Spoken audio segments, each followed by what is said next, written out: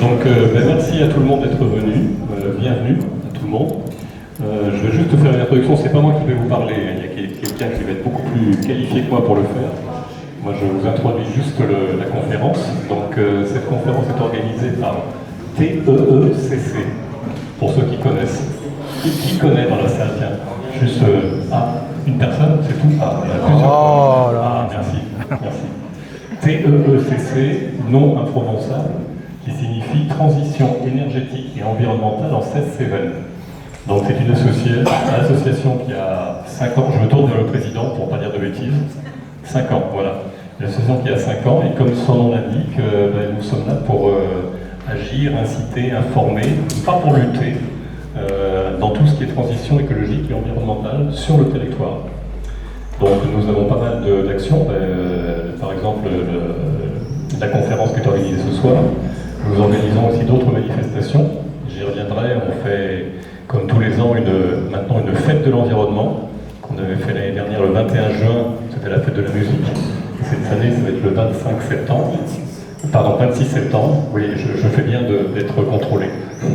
Le 26 septembre, mais on vous en reparlera et on communiquera dessus, et ça se déroulera à Saint-Ambrois cette fois.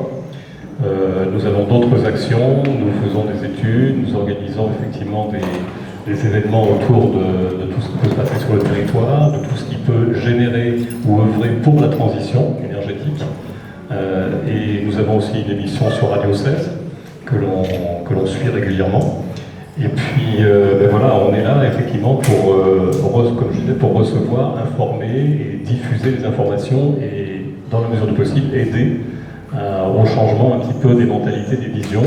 C'est pour ça aussi que nous intervenons dans les collèges et les écoles, parce que c'est bien joli de dire on travaille maintenant, mais c'est finalement les jeunes qui feront des choses après nous. Donc c'est important de les informer aussi. Je vais juste déjà en finale remercier la mairie de Barjac qui nous accueille dans ce très beau lieu. Et vous voyez que c'est agréable parce que quelque part les vieilles pierres, les vieux murs, on découvre leur intérêt aujourd'hui en période de canicule. C'est quand même quelque chose qui est construit depuis longtemps et qui finalement présente un certain confort que l'on apprécie vraiment en période de canicule et d'été.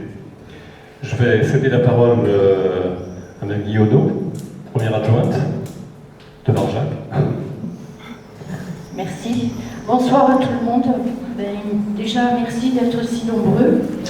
Je voulais simplement remercier l'association TEECC d'avoir pensé à Barjac pour cette conférence.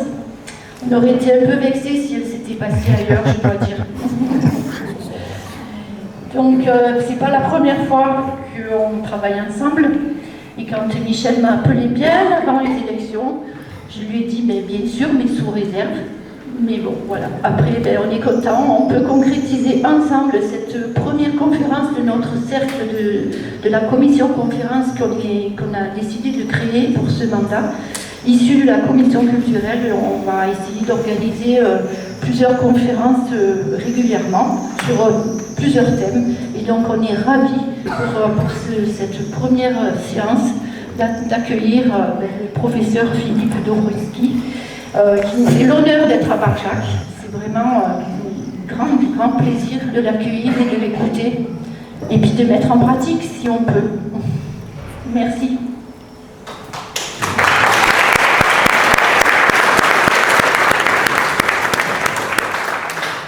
Merci beaucoup, vous voyez, on se remercie mutuellement et ça marche très bien comme ça, c'est très agréable. Je voulais juste ajouter un petit mot avant d'enchaîner sur l'association. C'est une association, donc on est preneur de bénévoles, de sympathisants, de tout ce que vous voulez. Et vous pouvez vous inscrire, je pense que tout le monde est passé à l'accueil, on en reparlera un petit peu par la suite. Et on vous parlera effectivement un peu plus de ce que l'on prévoit d'organiser pour la suite de l'activité. Je vais m'arrêter là. Je vais passer la parole donc à Philippe Dobroski. Donc il va se présenter lui-même, mais juste pour vous en dire 2 mots. Philippe est climatologue, alors directeur de recherche au CNRS et professeur à l'école polytechnique. Et surtout, point très important, je pense que ça va vous parler, c'est un contributeur, il vous en dira plus, mais actif et important au rapport du GIEC actuellement et du MEDEC. Je pense que ça parle à tout le monde. Donc il est plus que qualifié pour nous parler de ce qui se passe en ce moment au niveau du climat dans la région en particulier. Philippe.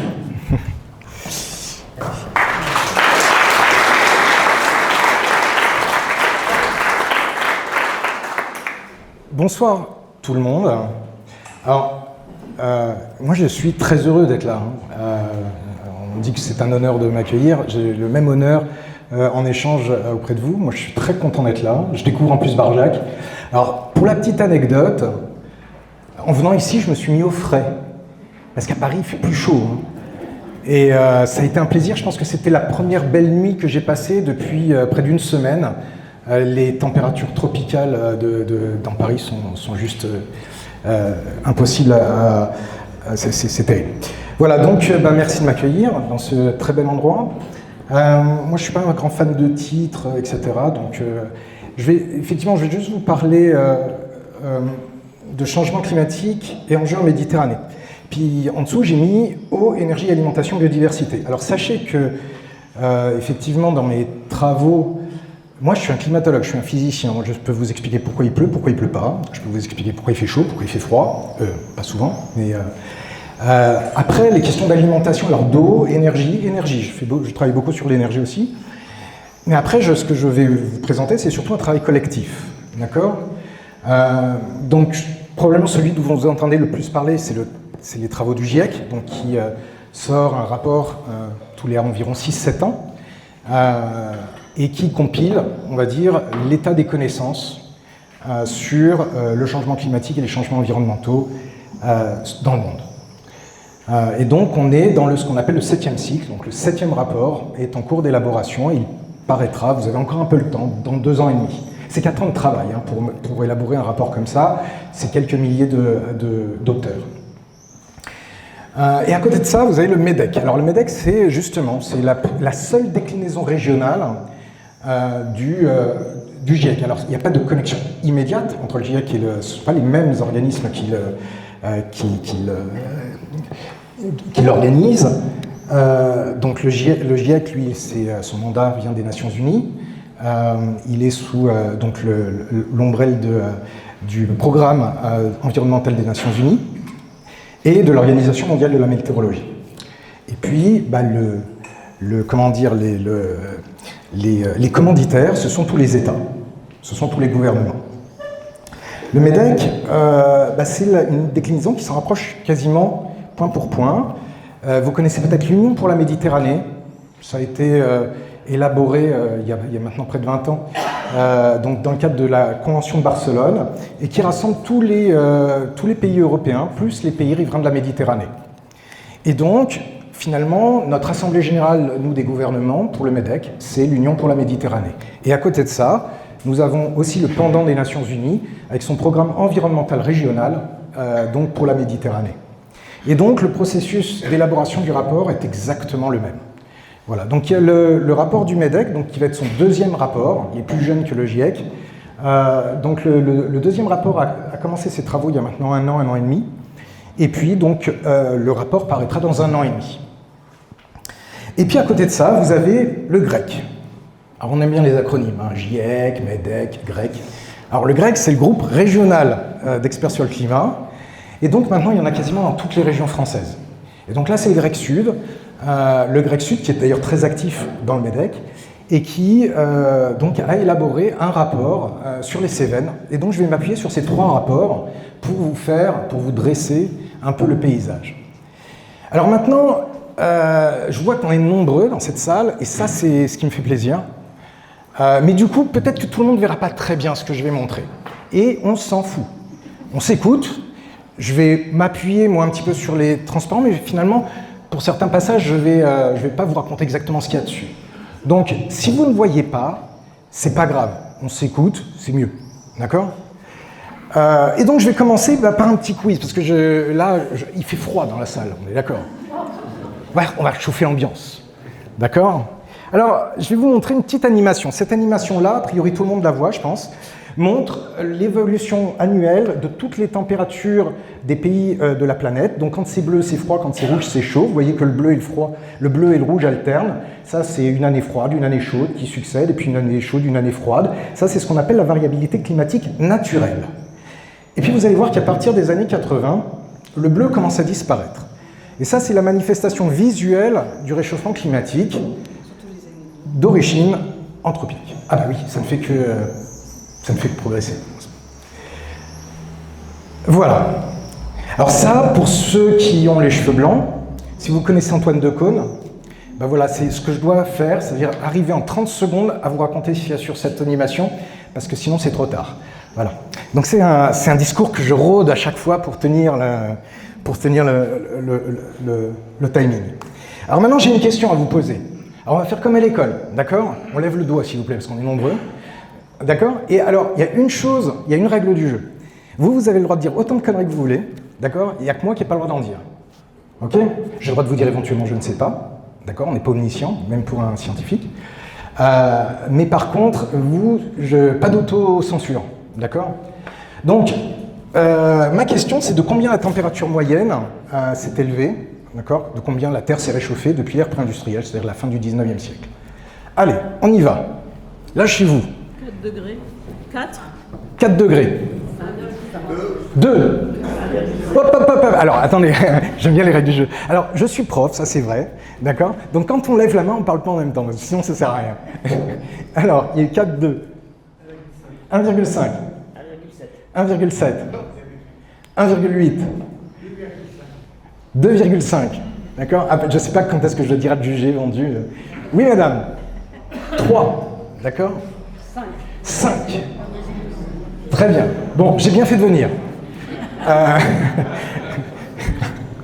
Ok. Ouais. Pardon? Non, mais alors, il n'y a pas de... Alors, déjà, vraiment, avec une grande humilité, ça c'est un message important pour moi. Je ne suis pas ici, je suis pas en train de vous donner une leçon, d'accord? Que ce soit clair. Je suis aussi citoyen et on est tous dans la même merde, en fait. Voilà, comme ça, j'ai posé le décor. L'idée, c'est de trouver des solutions. Les solutions ne sont pas simples, on va en discuter. D'accord? Mais il n'y a pas d'omniscience de ma part, et clairement pas ici. D'ailleurs, si j'avais la solution, je ne serais pas devant vous. Je serais, je ne sais pas moi, chef d'État, j'en sais rien. Ministre, peut-être, je ne sais pas. Enfin, pas un truc qui me plairait franchement, mais en tout cas, voilà, je serais peut-être probablement pas là. Alors, aujourd'hui, la température, donc le climat s'est réchauffé d'environ 1,37 degrés. D'accord? Donc, je vous laisse imaginer ce que c'est que, pour ceux qui ont dit 3, 4, 5, ici on effleure, on n'est pas encore à 1,5 degré. D'accord? Donc on effleure ce qui pourrait nous arriver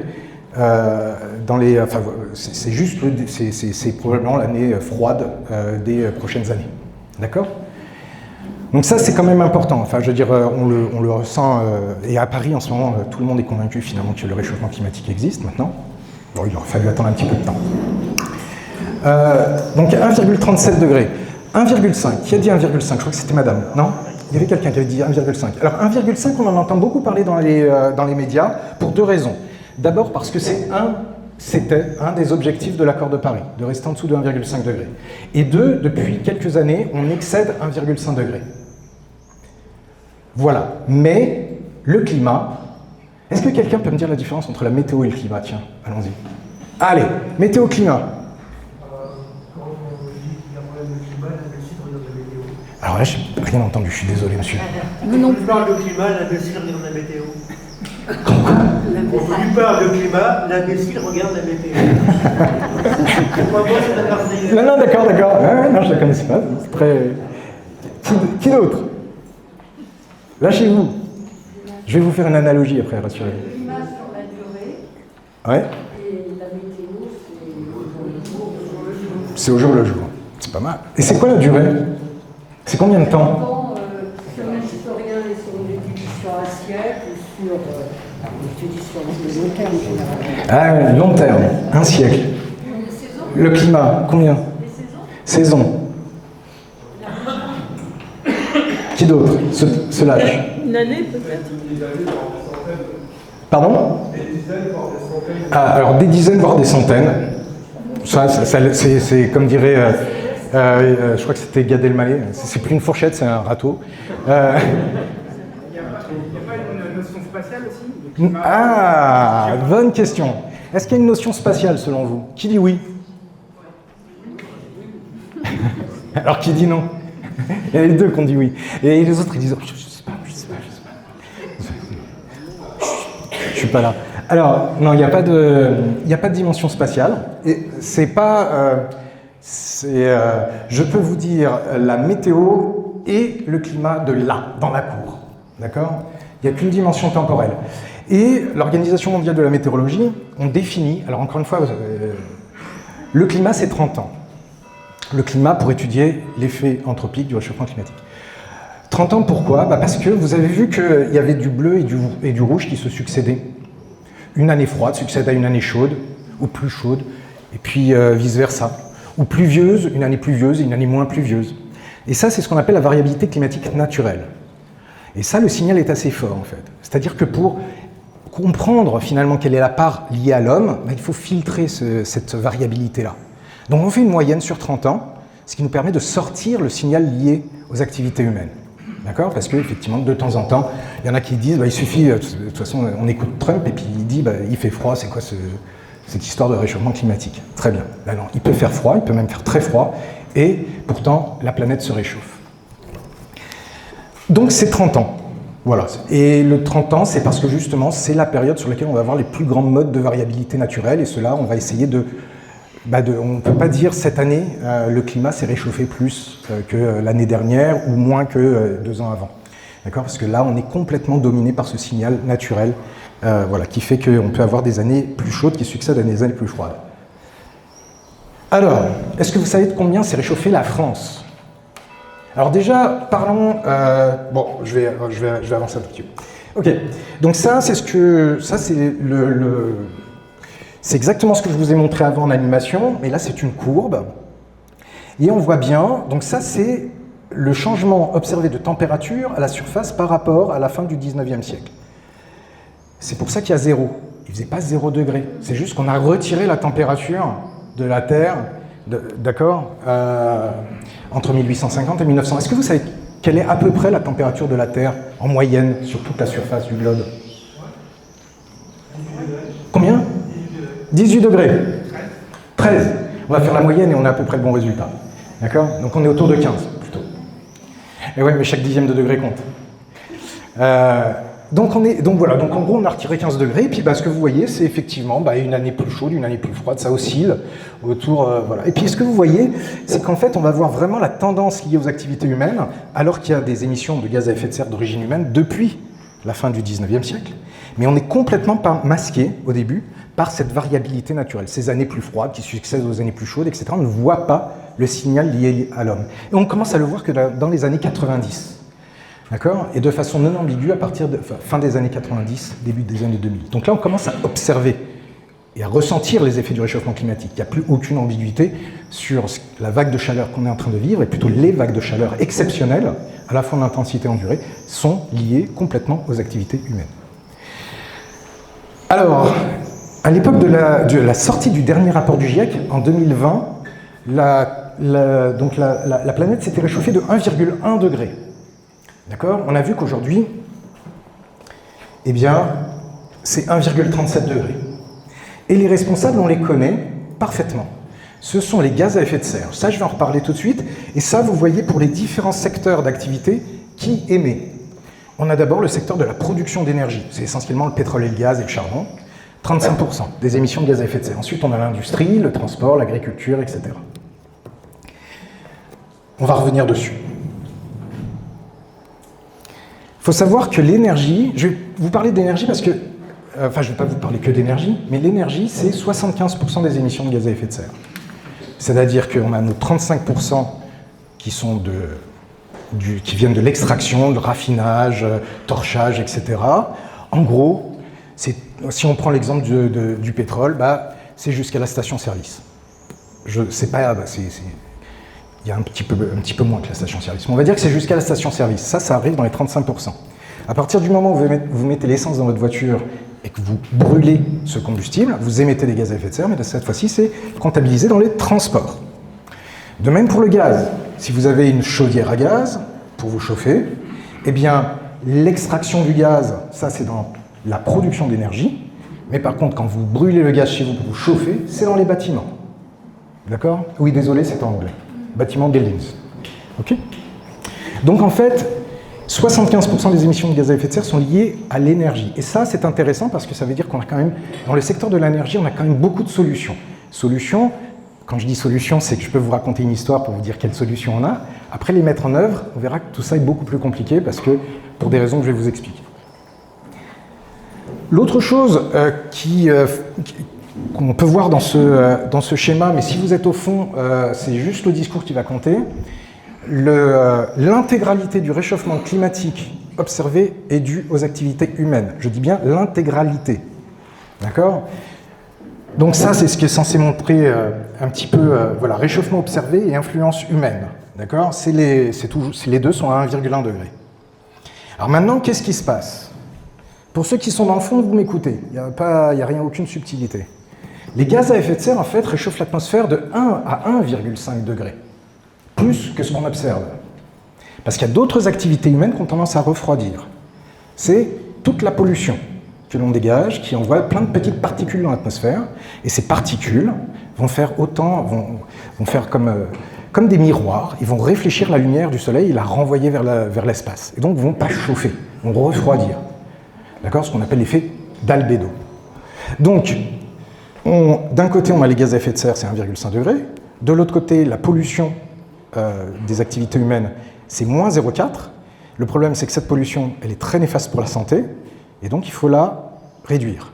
Et vous voyez que mécaniquement, on se retrouve face à un dilemme, qui est de réduire la pollution, d'accord, puisqu'elle est très mauvaise pour la santé, et d'un autre côté, si on réduit la pollution, on va laisser davantage l'effet de serre apparaître. Maintenant, je sais pas où j'en suis. Voilà. Maintenant, alors, si de loin, la seule chose qu'il y a à voir, c'est les deux dernières barres. Vous voyez qu'elles sont centrées sur 0. Et ces deux barres représentent deux choses.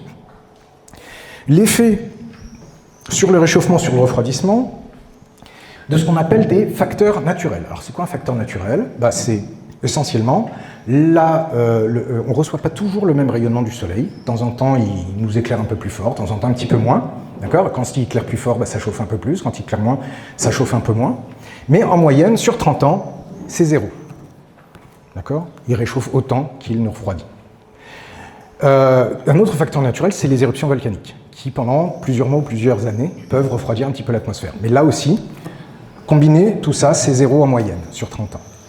Et le dernier, c'est ce dont je vous ai parlé au début, c'est ce qu'on appelle la variabilité climatique naturelle, donc une année froide avec une année plus chaude, une année plus froide, une année plus chaude. Ça, en moyenne, c'est aussi 0. Voilà. Donc l'intégralité du réchauffement observé sont dues aux activités humaines. Alors maintenant, allons un petit peu plus vers la Méditerranée. On a dit qu'à l'époque de la sortie du rapport du GIEC, qui correspond... Oui, monsieur? Oui, je voulais savoir si l'activité solaire avait une influence. Elle est prise en compte. En moyenne, c'est 0. Sur 30 ans, c'est 0. Mais pas une année. Une année, on peut avoir une atmosphère plus chaude parce que tout simplement, on a une activité solaire qui est plus importante. Voilà, ça c'est vrai. Mais sur 30 ans, ça n'explique pas le réchauffement climatique observé. Oui, mais même sur ces 30 ans, 20 ans, sur cette période longue, et surtout en termes d'intensité, il n'explique absolument pas le rayonnement, le réchauffement climatique que l'on observe. Et en ce moment, d'ailleurs, on est plutôt dans une phase de refroidissement, d'accord ? Et on a un découplage qui se fait entre le réchauffement observé et l'intensité solaire qui, effectivement, a des cycles. On a, à la sortie du dernier rapport du GIEC, on était à 1,1 degré de réchauffement climatique, qui correspondait aussi à la sortie du dernier rapport du MEDEC, du premier rapport du MEDEC, et qui dit qu'il y a 1,54 degrés par rapport à l'ère pré-industrielle, c'est-à-dire qu'en Méditerranée, on est 0,4 degrés plus chaud que dans le reste du globe. Alors, ça, et c'est vrai pour l'Europe en fait, l'Europe se réchauffe plus vite que le reste, pas que le reste totalement, parce qu'on a les zones arctiques qui, elles, se réchauffent bien plus vite encore que ce qu'on voit en Europe. Mais en Europe, effectivement, et une partie couvre la Méditerranée, on a un réchauffement qui s'opère de façon plus rapide. Pourquoi? Alors en Europe du Nord, c'est parce que toutes les surfaces enneigées commencent à fondre. Enneigé, c'est une surface blanche. Je ne vais pas vous apprendre grand-chose en vous disant que le blanc réfléchit complètement la lumière. Donc si ça réfléchit, ça ne chauffe pas le sol, donc ça ne chauffe pas la planète. Voilà, c'est pour ça que vous pouvez aller au ski. Il fera un très beau soleil, vous aurez froid, même si, même si il y a un très beau soleil, vous aurez quand même froid, tout simplement parce que la surface enneigée aura complètement réfléchi les rayons du soleil. Et donc aucune énergie qui nous viendrait du soleil n'aura servi à chauffer quoi que ce soit. Donc c'est ce qui se passe, et donc ça fond, et quand ça fond, le blanc laisse place à tout simplement de la terre, des surfaces moins blanches, et donc ça réchauffe, ça réfléchit moins, ça absorbe une partie de ce rayonnement, et donc ça chauffe la terre. Donc ça c'est ce qui se passe en Europe du Nord. Et en Europe du Sud, on a la mer Méditerranée. Et la mer Méditerranée, c'est une mer qui se réchauffe plus vite que l'océan global, tout simplement parce qu'elle est plus petite, elle a un plus petit volume, donc elle se réchauffe plus vite. Et ça, c'est ce qui explique une partie. Il reste encore une autre petite partie, mais que je n'évoquerai pas forcément ce soir, c'est un petit peu plus compliqué. Mais effectivement, la mer Méditerranée, elle aussi, est un accélérateur du réchauffement local. Les précipitations, on sait que dans le bassin, dans les parties centrales et méridionales du bassin méditerranéen, on voit déjà une diminution des précipitations annuelles depuis les années 50. C'est un petit peu encore, ça commence à émerger, on va dire, dans la partie occidentale du bassin. C'est encore, l'attribution au changement climatique est encore pas complètement certain. Alors cette partie-là, on va l'oublier, surtout au fond, vous verrez rien. Et vous allez juste écouter. D'abord le rouge, on va l'oublier 2 secondes parce que c'est plus un scénario vers lequel on tend. Heureusement, on a réussi, et ça c'est important. Souvent j'entends dire mais le GIEC il sert à rien, les conférences là sur le climat ça sert à rien. C'est pas vrai. Il y a encore 15 ans, on était sur une trajectoire à 4 degrés de réchauffement climatique à la fin du siècle. 4 degrés de réchauffement climatique, c'est un quart de la planète non habitable par l'homme. Qu'on se mette d'accord sur ce que ça signifie. Tout dans la bande tropicale. On n'est plus qu'à 2,73 degrés de réchauffement climatique à la fin de ce siècle sur les actions qui ont été entreprises depuis. Bien évidemment, ce n'est pas du tout assez rapide. 2,73 degrés, c'est 4 degrés chez nous. D'accord? On est en gros à 2, et vous voyez qu'on peut souffrir pendant les canicules quand même. Vous pouvez répéter Alors, on était, il y a encore 15 ans, on était sur une trajectoire à 4 degrés à la fin du siècle de réchauffement climatique. On est à maintenant entre 2,7 et 3 degrés de réchauffement climatique à la fin de ce siècle, si on reste sur les politiques climatiques qui sont mises en œuvre. Donc dire qu'il ne se passe rien, c'est pas vrai. Dire qu'il ne se passe pas assez vite, ça c'est vrai. Et donc ce truc en rouge est déjà plus très pertinent. Ce que je veux juste vous donner comme chiffre, c'est que dans la zone méditerranéenne française, en 2050, et ça, peu importe le scénario, grosso modo, ça c'est une trajectoire qu'on va de toute façon avoir, on serait sur 5 fois plus de jours de canicule, 5 fois plus, et juste pour la région Méditerranée, donc française, c'est un tiers de l'année avec des températures, ce qu'on appelle des températures nocturnes tropicales, au-dessus de 25 degrés. D'accord? Et ça, c'est complètement dimensionnant. Okay, on va vers un climat dont il va falloir assez rapidement s'adapter. La deuxième chose, c'est le réchauffement des eaux de surface. Donc, comme je vous l'ai dit, la Méditerranée se réchauffe plus vite qu'ailleurs. Et en ce moment, on a 5 degrés d'anomalie par rapport à la normale des températures de surface de l'eau. Ce qui n'est pas complètement... ça aussi, ça a un effet, ça a plusieurs effets. D'une part, en l'occurrence, dans la situation caniculaire dans laquelle on est, eh bien, ça a tendance la mer Méditerranée va être surtout plus chaude par rapport à l'air durant la nuit, donc elle a tendance justement à empêcher les températures nocturnes de descendre. En plus, elle réduit les brises de mer, l'intensité des brises de mer est plus faible, donc on ramène moins de fraîcheur depuis la mer. Et puis plus d'humidité, ce qui est aussi aggravant dans les cas de canicule. Alors généralement, on m'invite pas en soirée, je plombe l'ambiance. Alors voilà, après il n'y a pas que le climat, la pression humaine, c'est pas seulement des émissions de gaz à effet de serre, c'est aussi toute la pollution on agit directement sur notre environnement, avec nos activités agricoles, industrielles, etc. Enfin, et puis nous-mêmes, nos activités, je veux dire nos comportements qui ont tendance à créer des pollutions. Je vais essayer d'accélérer un tout petit peu. Là, vous voyez sur la carte de la Méditerranée 2 choses. D'une part, donc les zones d'efflorescence algales, donc la production de ces algues qui sont faites des sources, qui sont nuisibles, eh bien, il y en avait quelques-unes dans les années 80, alors que maintenant il y en a quasiment sur toute la partie ouest et nord, donc depuis les années 80. Et puis nous avons une mer de plastique qui se trouve justement, on va dire, pas loin d'ici. Voilà, et pour la pollution de l'air, il faut savoir qu'on a une zone importante de pollution liée au trafic maritime, même si il y a beaucoup de régulations sur les émissions soufrées de la navigation, donc ce sont des choses qui sont en cours quand même d'amélioration, hein. On ne va pas dresser enfin voilà, ça reste de la pollution, mais on est plutôt sur une trajectoire positive. Et puis après, on a donc d'autres sources liées aux activités humaines. On a une grande activité industrielle sur le pourtour méditerranéen, la grande région de Fos en particulier. Mais aussi, on a des émissions naturelles, le Sahara, les sels marins et les émissions par les feux de forêt, qui eux peuvent par contre être d'origine anthropique.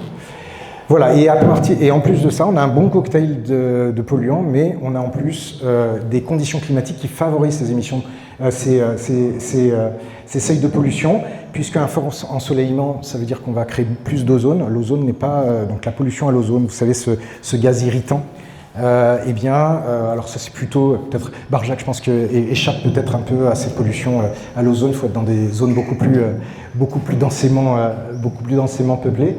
Où il y a un trafic important, puisque ce sont essentiellement les émissions tout simplement des véhicules qui se transforment en ozone durant la journée, et puis une circulation atmosphérique qui a tendance à garder les polluants sur place.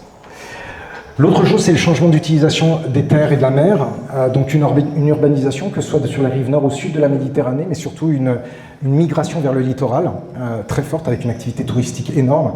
C'est la région d'attraction dans le monde, hein, la Méditerranée, et donc l'été, toutes les zones littorales sont envahies. Donc avec derrière des implications comme l'homogénéisation de la biodiversité, la fragmentation des paysages, bien sûr les questions d'eau. Hein. Vous savez que Barcelone maintenant veut commencer à mettre des quotas de touristes pour protéger justement, pour pouvoir se sortir des conditions de pénurie l'été. L'abandon de l'agropastoralisme dans le nord, donc avec là aussi l'homogénéisation des paysages agricoles, une partie de la perte de biodiversité, ou bien de la reforestation non maîtrisée qui est propice à la propagation de feux. Et puis on a une intensification de l'agriculture et de l'élevage, que ce soit dans le nord, historiquement dans le nord, et qui commence à se développer très fortement dans le sud. Donc là, sur le focus pour les Cévennes, donc j'ai pris ça donc du rapport sur justement sur les Cévennes, donc avec ici c'est le lézard vivipare, dont il a été montré que les populations situées en dessous de 1100 mètres d'altitude, donc il y a un bilan démographique négatif, et donc avec une probabilité d'extinction d'ici 10-20 ans, donc encore une fois, ce sont des choses qu'on touche du doigt.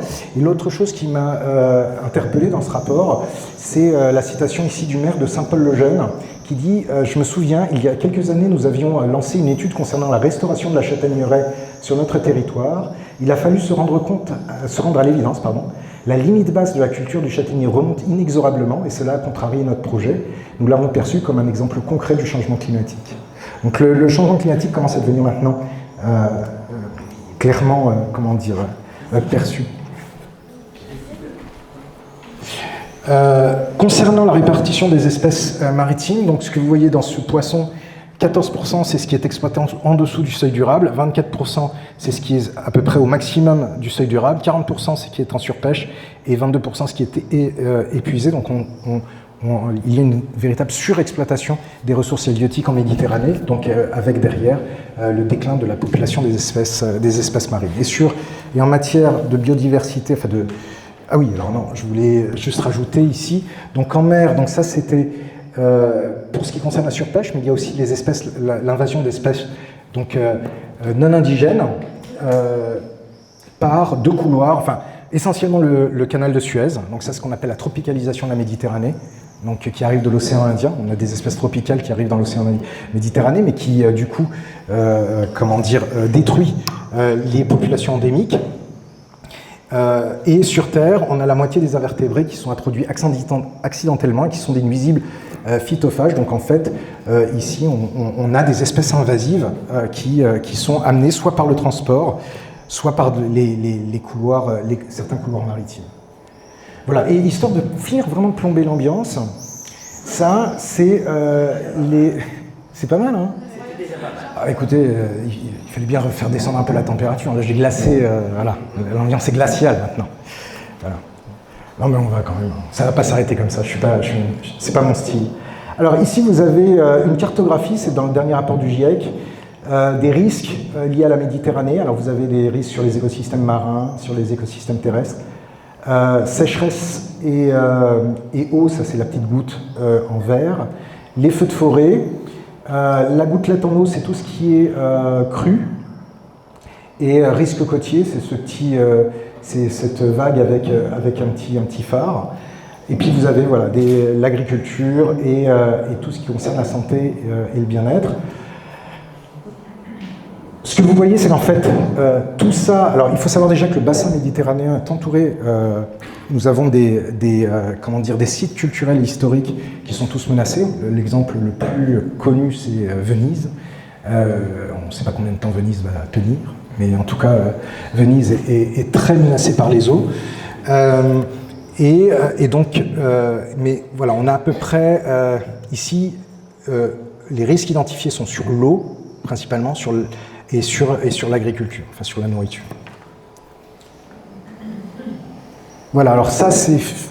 En ce qui concerne l'eau, donc on a des diminutions des précipitations hivernales. Il faut savoir qu'au sud et à l'est de la Méditerranée, il y a 180 millions de personnes qui sont en manque d'eau, c'est-à-dire ici il y a environ 1000 mètres cubes par personne, et 80 millions de personnes qui sont en pénurie, alors qu'au nord, on est en moyenne à 1700 mètres cubes par personne et par an.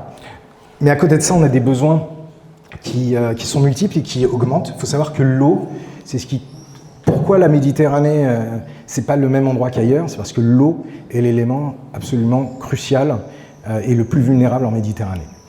Donc, on a des besoins qui sont en augmentation du fait du réchauffement climatique et de l'augmentation de la population, ça c'est plutôt au sud et à l'est. Et puis on a 70%, la Méditerranée est une grande région agricole, donc avec 70% des surfaces qui sont déjà donc couvertes et irriguées surtout, donc dans les pays qui sont en surexploitation de leurs ressources renouvelables en eau.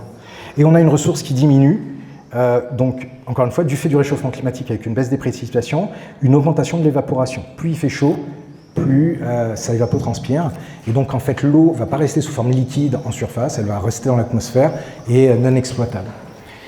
Et donc avec des périodes de bas débit qui augmentent.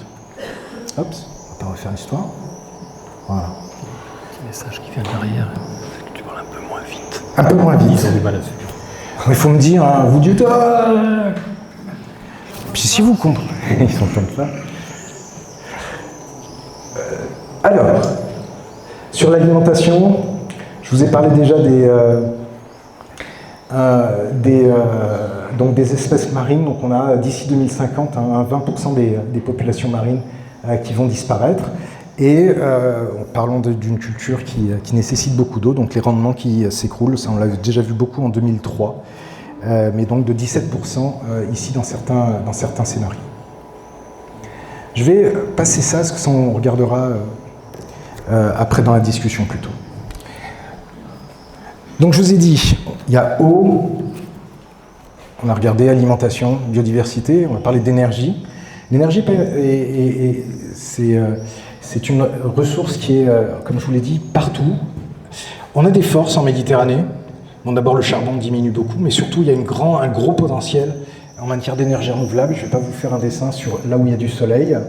Et puis, alors, on a une diminution de la consommation au nord, avec une diversification énergétique. Par contre, au sud, ça, c'est les faiblesses. On a encore une utilisation massive du gaz naturel de façon générale, x2 depuis 1996. L'utilisation de pétrole ne diminue pas réellement. Et puis, au sud et à l'est, on a une croissance démographique et une économie, donc le niveau de vie augmente. Et donc là aussi, ça induit une augmentation de la consommation énergétique. Alors, il y a des opportunités, en particulier via la biomasse, comment dire, pas de façon massive, mais en tout cas en augmentation, mais surtout on a le solaire. Voilà, donc on a vraiment un très fort potentiel sur toutes les rives du bassin méditerranéen. Et puis le risque, c'est lié à l'eau, encore une fois. Et ici, on connaît bien, donc il y a en France, il faut savoir que 80% de notre électricité dépend de l'eau. 80% c'est du nucléaire et de l'hydroélectricité. Et c'est pas à vous que je vais apprendre, mais en été, voilà, les débits sont très faibles, les températures des cours d'eau deviennent importantes, donc on doit arrêter. Il y a en ce moment 2 réacteurs nucléaires qui ont été arrêtés du fait des températures trop élevées de l'eau. On ne peuvent plus, donc interdit donc pour les refroidir, donc ils sont en arrêt. Et puis on a des débits qui deviennent de plus en plus faibles. Donc là aussi, des problèmes pour les centrales nucléaires, mais aussi pour la production hydroélectrique. Donc, et puis pour le reste de la Méditerranée, en particulier au sud-est, elles sont très dépendantes encore une fois de la production d'énergie fossile. Je dis sud-est, mais nous aussi, je rappelle encore une fois que 60% de notre énergie est encore à base d'énergie fossile. Voilà, donc j'ai plombé l'ambiance, mais je ne suis pas quelqu'un qui va rester que sur ce type de discours. D'abord, il faut savoir quand même qu'on a en place un cadre qui s'appelle l'accord de Paris. Comme je vous ai dit, il a quand même pour l'instant montré, a eu des effets, pas à la hauteur de ce qui est attendu, on n'est pas sur la trajectoire de l'accord de Paris, mais en tout cas, on ne peut pas dire qu'il ne se passe rien. Donc l'idée, c'est d'accélérer. Mais pour vous expliquer l'accord de Paris, dans son article 2, il a 2 objectifs principaux. L'objectif ultime, c'est de maintenir les températures en dessous de 2 degrés et de poursuivre l'effort pour maintenir les températures en dessous de 1,5. Ce deuxième point est à peu près derrière nous. D'accord ? On n'arrivera pas à maintenir le réchauffement climatique en dessous de 1,5 degré. De 2 degrés, c'est encore possible. Alors pourquoi 2 degrés ? Parce qu'en fait, c'était ça qu'il y avait d'abord dans l'accord de Paris, c'était 2 degrés. En fait, c'est pendant les négociations qu'il y a eu à Paris que certains pays insulaires ont dit « mais nous, à 2 degrés, on est sous l'eau ». Je rappelle juste qu'en France, Saint-Pierre-et-Miquelon a complètement déplacé son village. D'accord ? Parce que, donc, exposé aux submersions marines.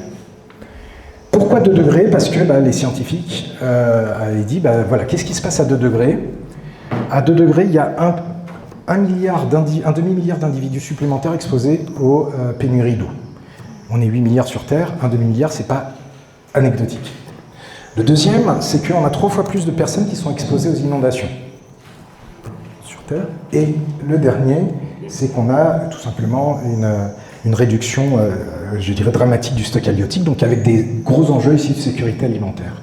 Donc en gros, les États ont dit, donc ça s'est passé en 2009, à Copenhague, ils ont dit, on ne peut pas aller au-dessus de 2 degrés. 2 degrés, on commence à rentrer dans une zone grise qu'on ne maîtrise pas. Il faut qu'on reste en dessous de 2 degrés.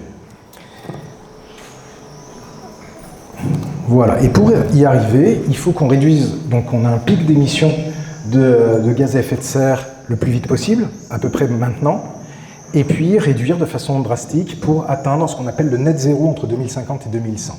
Qu'est-ce que c'est que le net zéro ? Ça veut dire que chaque émission, voilà, vous prenez une voiture, vous allumez votre moteur, vous émettez du CO2, voilà une molécule de CO2. Très bien, elle va y rester quelques centaines d'années dans l'atmosphère. Il faut qu'il y ait une action de l'homme qui fasse en sorte que cette molécule de CO2, elle soit aussi capturée, remise, capturée, séquestrée. Il ne faut pas qu'elle reste dans l'atmosphère, c'est dans l'atmosphère qu'elle est dangereuse. Voilà, donc nous, il y a des comportements naturels, des compartiments naturels comme l'océan et la végétation, qui sont qui absorbent le CO2. Mais il faut savoir que d'abord, lorsqu'on absorbe le CO2 dans l'océan, on l'acidifie. Donc c'est très mauvais pour certaines espèces à coque en particulier, tous les petits mollusques, etc., avec des coques, les coraux.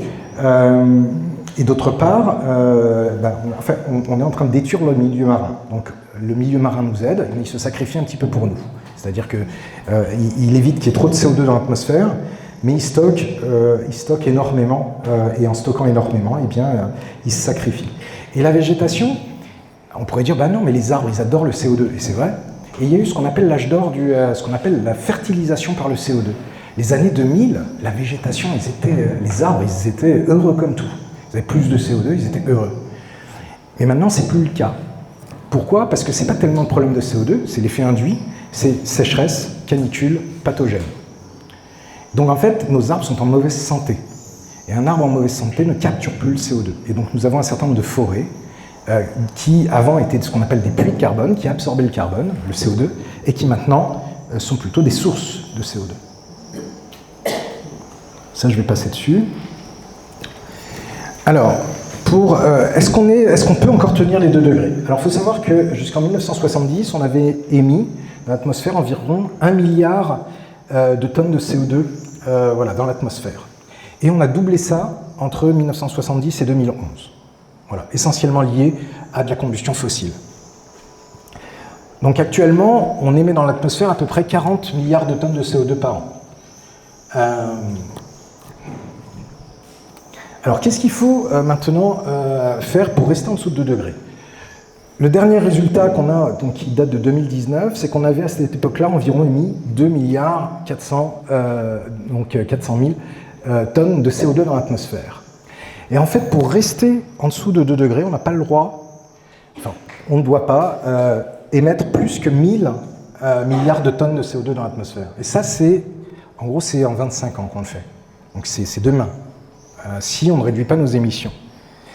Voilà. Par rapport aux engagements des États, dans l'accord de Paris, on devrait arriver à y rester. Ça, c'est les engagements. OK ? On devrait arriver. Donc, la fin de l'accord de Paris, c'est 2030, là où on doit délivrer les derniers engagements. Et donc, jusqu'en 2030, on devrait les tenir. Sauf que pour l'instant, on ne tient pas la trajectoire. Mais, par rapport aux engagements pris, on pourrait le tenir. Donc c'est encore faisable. Après, il faut vraiment accélérer. Alors, pour essayer d'être parler quand même des solutions maintenant. Je vais commencer juste par quelques petites définitions qu'on entend. Donc atténuation. Atténuation, c'est réduction des émissions de gaz à effet de serre. Ce sont les actions de réduction des émissions de gaz à effet de serre. Adaptation, c'est le fait d'ajuster des systèmes naturels ou humains en réponse donc, à des stimuli climatiques, alors réels ou attendus. Et le mot attendu n'est pas anecdotique. Je vais beaucoup vous parler de maladaptation. Les attendus sont importants, qui permettent donc de modérer les conséquences des stimuli climatiques. Ça, c'est la terminologie du GIEC. Hein. Voilà. Alors, dans les solutions, la définition d'une solution, c'est une option efficace, réalisable et conforme au principe de justice. Ça, ça fait partie du glossaire du GIEC. Et après, on a 2 types de solutions. Ce qu'on appelle des solutions incrémentales, c'est-à-dire qu'en gros, ce sont des changements marginaux qui vont être apportés progressivement au système qui existe. Et puis, on a des solutions transformatives, c'est-à-dire qu'on a donc des changements, alors ici non linéaires, on s'en fout, mais des changements drastiques, que ce soit sur nos comportements, sur certaines technologies, etc. etc. Le mot maladaptation, et on va en revenir un petit peu dessus, parce qu'on peut avoir une solution qui semble très bien sur le papier, qui en fait va générer plus de problèmes qu'elle n'en résout, donc qui peut être une utilisation inefficace des ressources par rapport à d'autres options d'utilisation, ou un transfert incontrôlé de la vulnérabilité, ou un mauvais calibrage. Mais ça, je vais revenir. En fait, ça, c'est trop jargonneux. On va revenir dessus. Un exemple ici que je prends, donc toujours dans les Cévennes, c'est donc les impacts ici du stress thermique et hydrique sur les animaux et les prairies. Donc ça a des impacts sur la reproduction à la fois des animaux et du vivant. Ça réduit la productivité, la qualité des produits, la santé et le bien-être, voilà, avec des changements dans les périodes de croissance des végétaux, etc. etc. Donc ça, c'est un risque très important on va dire pour l'activité d'élevage. Adaptation. Donc on va regarder des solutions, donc ça peut être le décalage des cycles de production, des races plus rustiques, ou même ici de la végétation plus adaptée. Utilisation des parcours pastoraux par exemple, le fait d'aller dans... Donc il faut qu'il y ait de l'eau, hein, pendant qu'on balade les bêtes, il faut qu'il y ait de l'eau sur le trajet, il y en a de moins en moins. Il faut qu'il y ait du fourrage, enfin il faut qu'il y ait quelque chose à manger, et maintenant c'est plus compliqué. Et donc on doit ici élaborer un certain nombre de leviers pour pouvoir atténuer les impacts qui sont présentés juste avant. Je vais revenir là-dessus encore une fois. Alors on ne va pas lire. Ok, rassurez-vous. Mais ça, c'est un élément qui est pour moi le cœur, et donc qui est le cœur du dernier rapport spécial du MEDEC, qui aborde la problématique de l'adaptation sous l'angle ce qu'on appelle du nexus. Nexus, ça veut dire quoi? C'est qu'en fait, si on traite l'eau indépendamment de l'alimentation, indépendamment de l'énergie, indépendamment des écosystèmes, c'est là où on peut avoir des problèmes, par exemple, de maladaptation. On peut avoir une solution qui est très pertinente pour stocker de l'eau et qui va peut-être générer des problèmes d'approvisionnement, par exemple, pour le système agricole. Donc en fait, on voit qu'on est face à un système qui est très interconnecté. Et c'est pour ça que l'adaptation est bien plus compliquée que l'atténuation. L'atténuation, on a plein de solutions. Après, vous pouvez les critiquer, avoir votre avis. Hein. Moi, je ne suis pas en train ici d'élaborer, enfin voilà, chacun a son avis là-dessus. Mais voilà, on va passer aux véhicules électriques. En France, on peut dire que ça va réduire les émissions de gaz à effet de serre. On va utiliser un panneau photovoltaïque, enfin peu importe. Voilà, vous avez des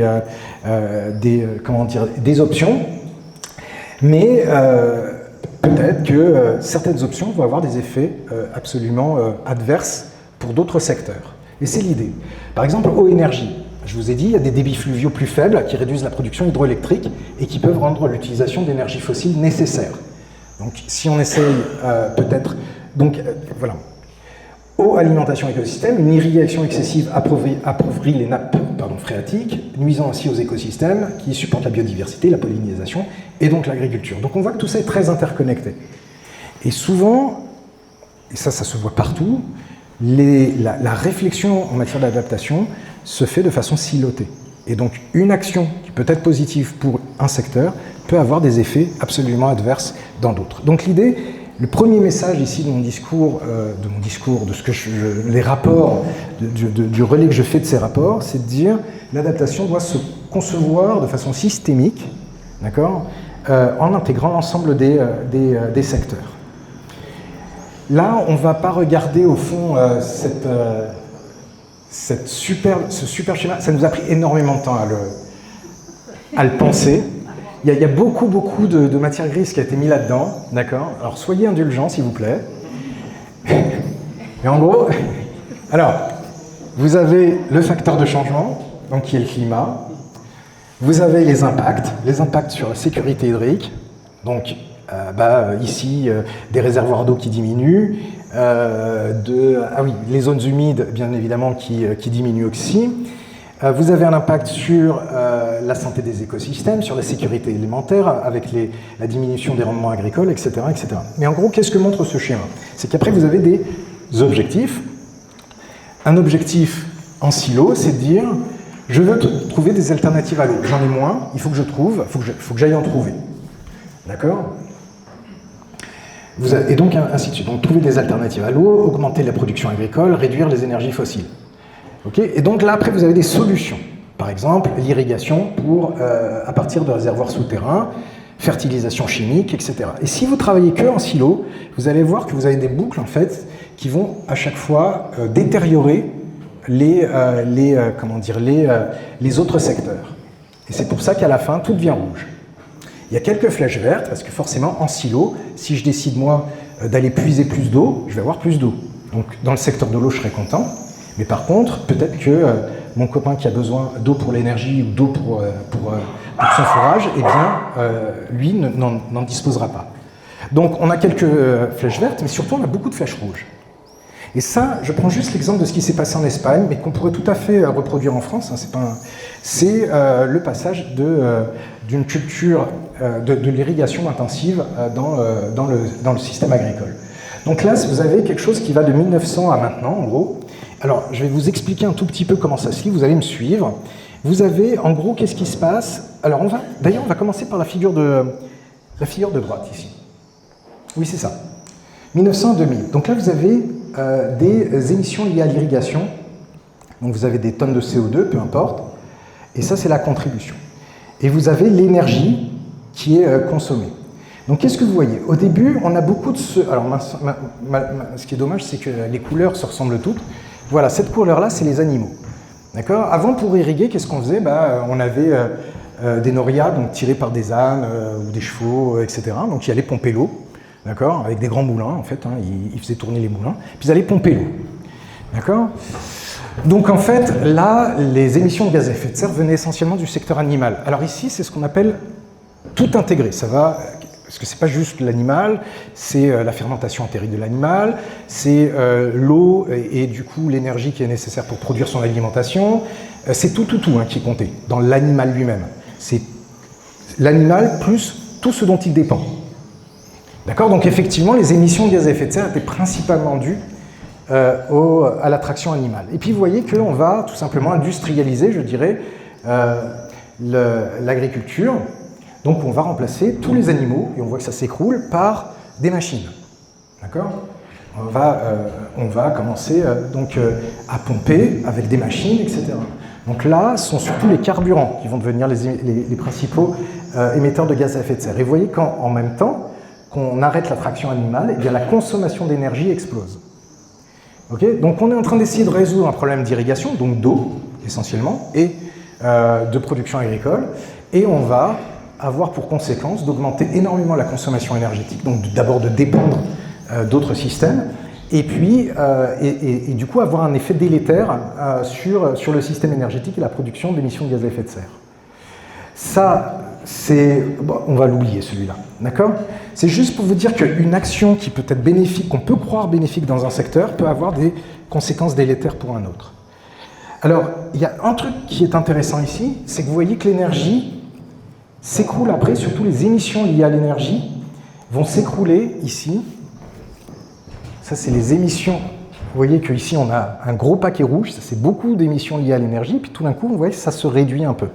Et vous voyez que la consommation énergétique, ça c'est le remplacement de la combustion fossile par des énergies renouvelables. Voilà. Et justement, je vais en reparler après. Donc ça, c'est le schéma revisité en version Nexus. Alors pour ceux qui sont au fond, on ne voit toujours pas plus, mais par contre, vous voyez qu'il y a plus de vert. Ah, on a bien fait de travailler quand même, d'accord? Donc voilà, là on a commencé à regarder comment tout ruisselait entre les secteurs et voir comment les solutions qui pouvaient être pensées en intersectoriel pouvaient apporter à des résultats plus intéressants. Et donc là, quasiment tout est vert, il y a encore quelques petites lignes rouges, on ne peut pas tout résoudre. Mais ce que vous voyez d'abord, c'est que changement climatique à la fin, toutes les solutions vont aider à réduire le réchauffement climatique, alors que c'était l'inverse de l'autre côté. Et ça, c'est vraiment cette approche multisectorielle qui est nécessaire d'intégrer. Alors, si on regarde un petit peu ce qui se fait, là aussi, hein, c'est pas moi qui vous donne les solutions, hein, ça c'est ce que la littérature qui existe sur ce sujet donne, ben, c'est qu'on a différents types de solutions qui ont une approche de type Nexus. Donc ça peut être des techniques d'irrigation alternatives et plus durables, avec du goutte à goutte, etc. Il y a les utilisations d'énergie renouvelable dans le secteur de l'agriculture. Moi, je serais très intéressé d'avoir votre avis, par exemple, sur l'agrivoltaïsme. D'accord? Mais typiquement, peu importe après si vous êtes d'accord ou pas, mais en tout cas, ça, c'est une solution qui, sur le papier, doit traiter la problématique de l'eau, préservation de l'eau, augmentation des rendements, et en plus, production d'électricité verte. Après, ça ne marche pas tout le temps, et ça pose d'autres problèmes. Mais en tout cas, en termes de concept, c'est intéressant parce que c'est facile à expliquer. Donc, il y a un certain nombre de solutions technologiques. Il y a des solutions numériques, en particulier d'aide à la décision. Ces outils numériques, qu'on appelle services climatiques, Météo France en a développé un avec notre institut, donc qui permettent, à partir d'indicateurs, de pouvoir aider des secteurs à prendre des décisions sur la base, on va dire, d'indicateurs quantitatifs. L'autre, c'est les solutions fondées sur la nature, donc tout ce qui est ingénierie urbaine, végétalisation, jardin horticole, blanchissement des façades, etc. Zones humides, étangs artificiels ou naturalisés, agrosystèmes. Et puis un qu'on oublie, c'est tout ce qui est changement comportemental, donc on peut dire sobriété, mais par exemple, la région méditerranéenne était connue pour son régime méditerranéen, qui est le régime avec un des régimes les plus vertueux, à la fois en termes d'impact environnemental et aussi de santé. D'accord ? Moins gras, moins machin, moins sucré, etc. Eh bien, on va dire que les premiers pays méditerranéens qui sont sortis du régime méditerranéen, c'est les pays occidentaux, hein, donc plutôt côté nord de la rive, mais malheureusement suivis depuis quelques années maintenant aussi par les pays de la rive sud, alors que c'est non seulement une tradition, on va dire, c'est un élément de la tradition méditerranéenne, ce régime méditerranéen, donc qui est vertueux et qu'on délaisse et sur lequel il faudrait qu'on arrive à revenir.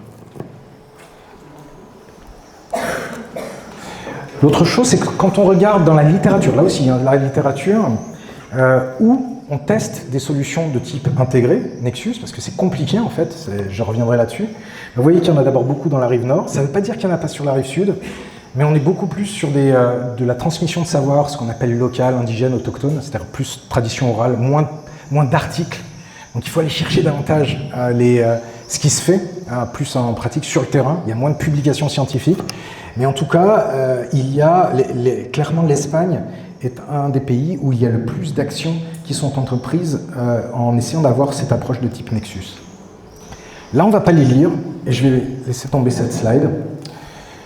Le point qui est important, c'est qu'ici, on a essayé de classer ce qui était des solutions incrémentales contre des solutions transformatives, et qui sont plutôt du registre de l'innovation technologique ou plutôt de changements comportementaux.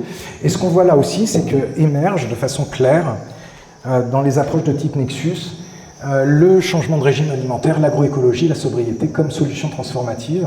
Et donc on voit que, à part l'utilisation, donc un des éléments technologiques qui aussi a l'air d'avoir le plus de résultats positifs sur l'ensemble des secteurs, c'est l'utilisation des énergies renouvelables dans le secteur de l'agriculture et de l'eau, et bien le reste quand même sur des modifications de comportement. On s'en fout de cette slide, elle est juste là pour vous dire que c'est le bordel. Et c'est ça qui est problématique, c'est qu'en fait, on n'a pas une organisation pensée en secteur, en intersectoriel. Vous avez un ministre de l'énergie, un ministère de l'énergie, vous avez un ministère de l'agriculture, vous avez un ministère de la transition écologique, voilà, etc. Donc en gros, vous avez un ministère par secteur, et donc faire de l'intersectoriel, c'est compliqué. Et même décliné au niveau régional, vous avez une agence de l'eau, vous avez, là aussi, vous êtes très organisé, enfin on est très organisé, et c'est vrai dans tous les pays de la Méditerranée. On a une organisation qui reste très, sectorielle. Alors il y a des financements, il y a des activités de recherche appliquées qui au contraire promeuvent, je veux dire, l'approche Nexus n'est pas une approche qui n'est pas, intégrée dans la réflexion des politiques, puisqu'il y a des financements pour le faire, mais c'est très fragmenté et absolument pas structuré, organisé. On n'a pas de gouvernance qui, on va dire, optimise ce travail intersectoriel. Voilà, alors maintenant, où on en est? La conclusion là-dedans, c'est que l'action climatique prend de l'ampleur. Donc c'est pour ça que je ne veux quand même pas que vous repartiez complètement démoralisé. Mais ce n'est pas un long fleuve tranquille. D'abord, la transition écologique est l'objet de tout le monde, hein, d'accord? C'est l'expertise scientifique et technique des gestionnaires, les savoirs professionnels, les connaissances scientifiques, mais aussi l'expérience des usagers et des citoyens, ce qu'on appelle tout simplement le savoir autochtone. Renforcer la recherche scientifique au niveau territorial et les interactions entre recherche et décideurs. Il y a beaucoup de publications qui disent qu'on passe à côté d'opportunités parce que le monde de la recherche et le monde de la décision ne collaborent pas assez. L'interface science-société est important pour maximiser les bénéfices. Et puis penser, donc, ce que je vous ai dit, à la convergence des problématiques. On n'est pas que sur une approche de type silo. L'autre point, c'est que si on prend un petit peu de distance, il faut savoir qu'on a à peu près maintenant, dans 18 pays, une diminution des émissions de gaz à effet de serre. Il faut savoir qu'en Europe, on réduit nos émissions de gaz à effet de serre, et ce n'est pas que parce qu'on fait faire en Chine. C'est beaucoup parce qu'on fait faire en Chine, mais ce n'est pas que. Il y a des actions climatiques qui réduisent réellement nos émissions de gaz à effet de serre. On a maintenant plus de la moitié des émissions mondiales qui sont encadrées par des politiques publiques. Là aussi, être encadré par une politique publique, ça ne veut pas dire que la politique publique sera efficace à la fin. Mais en tout cas, ça signifie que l'action publique est en place, qu'il y a un désir des politiques pour pouvoir réduire nos émissions. On a des solutions. Pour l'énergie, ici j'ai cité quelques solutions. Malheureusement, on a beaucoup travaillé sur les questions d'atténuation, donc de réduction des émissions de gaz à effet de serre, et le parent pauvre de cette histoire, c'est l'adaptation. Et c'est bien plus compliqué de s'adapter que de réduire nos émissions de gaz à effet de serre, pour lesquelles il y a plein de solutions. Pourquoi c'est difficile de s'adapter? C'est difficile de s'adapter parce que un impact d'un aléa climatique, on prend, je ne sais pas, pour changer de la canicule, on va prendre une crue. Vous pouvez avoir un hôpital, on va prendre une infrastructure critique. Un hôpital qui a des murs épais comme ça, enfin, voilà, il sait complètement, il est indestructible. D'accord? Mais vous prenez une crue. Et là, vous imaginez que pendant cette crue, la moitié du personnel soignant ne peut pas arriver sur site. Bien sûr que les patients ne peuvent pas arriver sur site. Que certains personnels se retrouvent avec des écoles fermées de leurs enfants et qu'il va falloir qu'ils s'en occupent. C'est-à-dire que la question de l'adaptation, c'est qu'en fait, ce sont des vulnérabilités complètement interconnectées. Moi, je peux résoudre mon problème de vulnérabilité de mon hôpital, de mon infrastructure, mais derrière, ma vulnérabilité dépend de la vulnérabilité d'autres. Et donc cette cartographie des interdépendances, elle est compliquée. Donc on a une dimension qui est non seulement, je dirais, intersectorielle, mais aussi territoriale. D'accord ? Donc ça, c'est pour ça que l'adaptation est plus compliquée à mettre en œuvre. En revanche, elle est territoriale, elle est proche de nous, elle est proche des individus. D'accord ? Donc c'est plus facile d'embarquer sur l'adaptation que sur l'atténuation, pour faire simple. L'atténuation, c'est un gaz qu'on ne voit pas, ok, il réchauffe, mais bon, ok, bon, très bien, mais on ne le voit pas. Alors que l'adaptation, ben voilà, on subit une canicule, on subit une crue, donc on a quelque part envie de s'y coller, de se dire comment se protéger. Mais c'est plus compliqué d'un point de vue méthodologique. Et en plus, les financements, clairement, sont complètement sous-dimensionnés par rapport aux investissements qui sont nécessaires pour l'adaptation. Et là, un point qui est important, et je répondrai à votre question, c'est qu'il faut savoir que les économistes de l'environnement ont quantifié ça, mais 1 euro d'investissement pour l'adaptation, c'est 7 euros de dommages évités. D'accord ? Donc en fait, il y a une valeur. Le problème, c'est c'est pas quelque chose qu'on gagne, c'est quelque chose qu'on évite. Donc mais il faut intégrer ces dommages évités dans la valeur même de l'adaptation. Est-ce qu'il y avait une question du coup ? Ou est-ce que... Ouais, non, c'était juste pour... J'étais allé à la rencontre sur la robustesse, rencontre du vivant à Saint-Paul-le-Jeune. Le thème que vous dites là, quand il y a différents secteurs de l'économie, entre autres des secteurs productifs ou organisationnels, des prises de décision, qui sont axés sur un mode de fonctionnement qui est la performance, et qu'on est prêt à sacrifier différentes choses, notamment des dépenses à long terme, dans une logique néolibérale capitaliste. Je ne vois pas comment votre exposé est très riche de savoir et de savoir-faire au sens technique, mais comme ils ne peuvent être mis en activité que dans un contexte humain et notamment économique.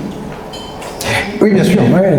Point d'interrogation. Non, mais on pourra en discuter, mais bien évidemment, il y a un... C'est-à-dire comment on gagne en souplesse et aussi en résilience d'encaisser des chocs assez rapidement. Alors, 25 ans, c'est 4 mandats de maire. C'est pas à vous, je ne dis pas à vous, mais c'est compliqué. Non, je suis pas... Mais... Après, moi je travaille beaucoup avec le monde industriel, et alors après il y a plein d'industries, il y a des petites, il y a des grandes, tout le monde n'a pas les mêmes mindset, faut pas quand même... mais les industries, elles sont conscientes de leur exposition, il faut quand même en avoir conscience. Il y en a beaucoup qui sont prêts à investir, mais c'est vrai qu'on est dans ces questions d'investissement, on est aussi dans un petit peu ce que j'appelle dans la vallée de la mort. C'est-à-dire le problème, c'est que tout le monde dans le monde ne voit pas les choses de la même façon, et que certaines industries qui... passent sur des modes de fonctionnement vertueux. J'ai été visiter le site de Saint-Gobain, leur aciérie, leur fonderie de Pont-à-Mousson, celle qui fait toutes les bouches d'égout, là, etc. Voilà, les plaques d'égout, merci, plaques, je cherchais, plaques. Ils passent à des fours électriques, mais l'Europe, quelque part, privilégie malgré tout la production européenne, mais s'ils n'avaient pas ces subventions apportées par l'Europe, ils ne seraient absolument pas compétitifs par d'autres qui n'ont pas embrayé le truc. Donc on sait qu'à la fin ils ne peuvent être que gagnants. Hein. Je veux dire, après on est face à un système physique. Toute molécule de CO2 réchauffe l'atmosphère pour des centaines d'années. Donc on est face à un problème physique. Il y a forcément un moment ça basculera. L'idéal ce serait que ce soit le plus tôt possible. C'est surtout ça, avant que beaucoup de régions deviennent inhabitables. Pour moi qui voulais avoir plutôt une connotation positive à la fin, je vous remercie monsieur. D'accord, vous m'avez plombé. Voilà, bon, c'est des progrès plus que des succès. L'autre chose que je voulais dire, on va oublier le petit truc de gauche, là, on s'en fiche. Qu'est-ce que ça montre, ce truc-là ? En fait, ça montre qu'on n'a pas le droit à la procrastination. Ici, vous avez la courbe pour aller jusqu'au vert, c'est l'idéal. C'est là où on dit, on a réussi, alors on n'est plus à 1,5 degré, on va dire, restons en dessous de 2 degrés. Ça, c'est le vert là-haut. Puis là, ça se dégrade complètement, on est, je sais pas, à 3 degrés à la fin du siècle. Ok ? Ce qu'il faut savoir, c'est que, disons justement qu'en haut c'est 1,5, eh bien en fait, vous voyez, on est parti de là, et puis on s'est dit, bah non mais attends, on y pensera demain. D'accord? Et on est parti là. Et là, au bout d'un certain moment, on n'est plus capable de retourner là. D'accord? C'est ce qui se passe pour les 1,5 degré. C'est fini les 1,5 degrés. On va dépasser les 1,5 degrés probablement à la fin de la décennie. D'accord? Donc, et là, on ne pourra pas revenir que ça comme. Enfin, je veux dire, il faudrait tout éteindre immédiatement. Et donc, on ne va pas y revenir immédiatement. D'accord? Donc, il y a des points de passage qu'il faut. Enfin, on n'a pas le droit de procrastiner. C'est maintenant qu'il faut. Finalement, là, vous faites pour poursuivre le système là ou quoi? Moi, je ne sais pas, là, vous êtes obligé de frapper. Quand même, on va dans un mur, et puis finalement, vous êtes pièce en plus, alors je ne sais pas comment vous étonner. Et là, vous continuez avec la même démarche, finalement, non, monsieur. Monsieur, je suis exactement en train de dire l'inverse de ce que vous dites. C'est dommage. Non, mais je suis d'accord avec vous en fait. On ne peut pas rester sur du business as usual comme vous dites. Non, justement. C'est pour ça que je dis, je pense qu'il y a un malentendu, parce que je dis exactement l'inverse. Donc non, on ne peut pas. Justement, on n'a pas le droit à la procrastination, on doit changer radicalement maintenant. Voilà, donc justement, il ne faut surtout pas qu'on aille dans le mur plus qu'on est déjà sur... Oui. On était 2,5 milliards en 1950 Ouais. et on est 8,3 milliards actuellement. Ouais. Est-ce que l'impact, parce qu'on parle beaucoup des activités humaines, est-ce que l'impact démographique... C'est une des composantes. Mais une des composantes. Je vais répéter peut-être la question, je pense que tout le monde n'a pas entendu. Oui, sur la question de la démographie. Voilà, la démographie. La démographie est un élément très important des émissions de gaz à effet de serre. Alors, c'est pas que. Il y a l'efficacité, pour ne parler des émissions de gaz à effet de serre, puisque c'est ça le premier vecteur pour la partie démographie.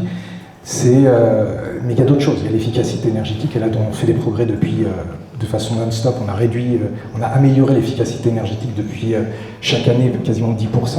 Donc il n'y a pas que, mais c'est un déterminant important. Ouais. Et le fait qu'elle baissera, probablement. Oui, probablement à la moitié du siècle. Ouais. C'est une aide qui va être apportée. Ah oui, mais bien sûr, c'est difficile le mot aide, c'est forcément la question de donner vie. Enfin voilà, c'est un petit peu compliqué.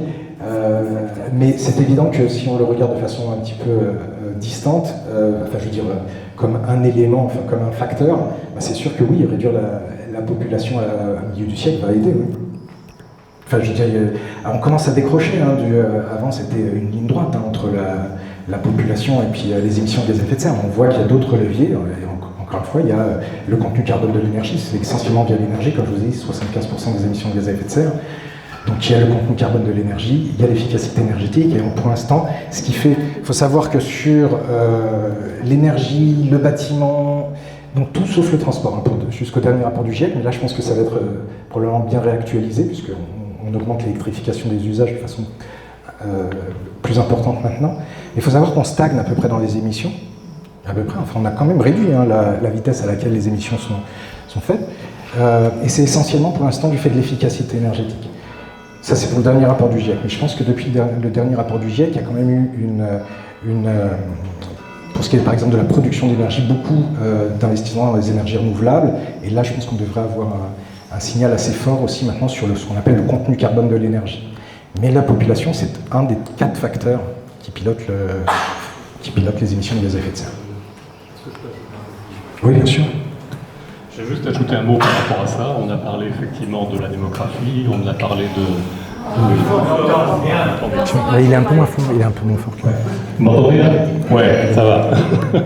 Je vais juste ajouter un petit mot par rapport à ce qui a été dit, parce qu'effectivement, on a parlé de démographie, on a parlé de l'industrialisation, on a parlé de beaucoup de choses, et tu le dis bien, il y a beaucoup d'efforts qui ont été faits pour la diminution.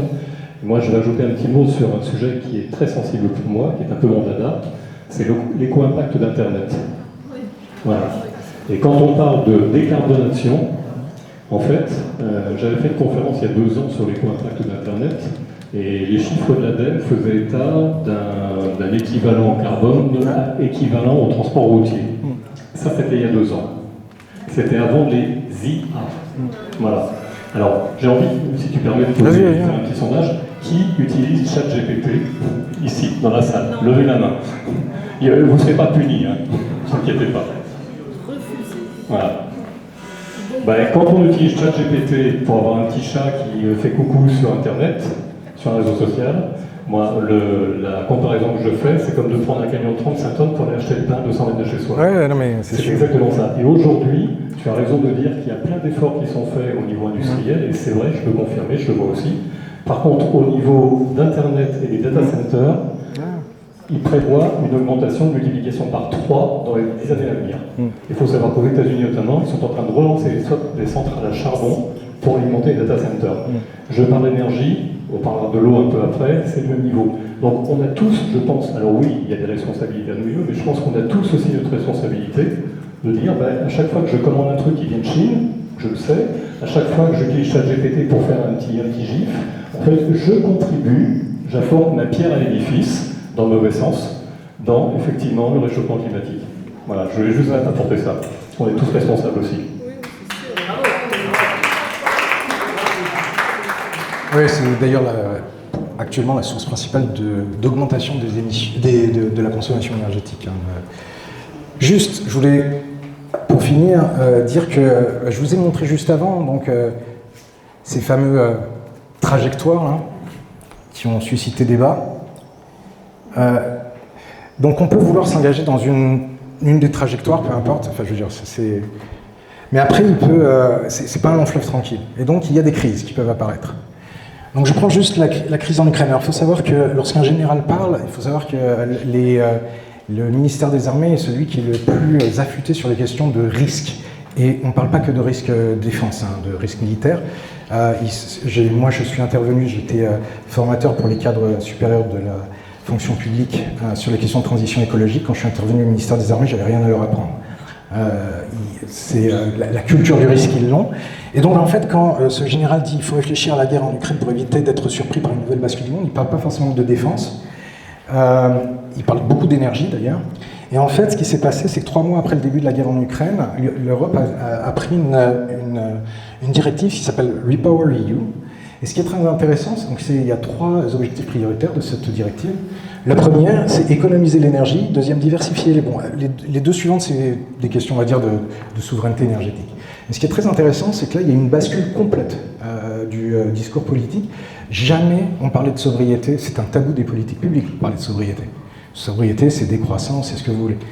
Et là, face à la crise à laquelle l'Union était exposée, eh bien c'est devenu la priorité dans cette directive, en tout cas une priorité numéro 1. Donc là aussi, il y a des bascules qui peuvent se faire. La deuxième chose que je vois, alors moi, ça fait plus de 20 ans que, en tant que climatologue, on a été un peu chahuté aussi par des gens qui y croyaient moins. Et là aussi, il y a une bascule assez importante récemment, et on parle d'IA, on parle d'Internet, on parle du numérique en général, mais effectivement, on a une exposition bien plus forte à de la désinformation. Et on est passé de la désinformation climatique d'ailleurs à ce que je pourrais appeler la désinformation énergétique. Il faut savoir qu'on tape, c'est plus difficile de taper sur l'existence du réchauffement climatique, même sur le rôle des activités humaines sur le réchauffement climatique. En revanche, on commence à taper, à voir de la désinformation sur les solutions.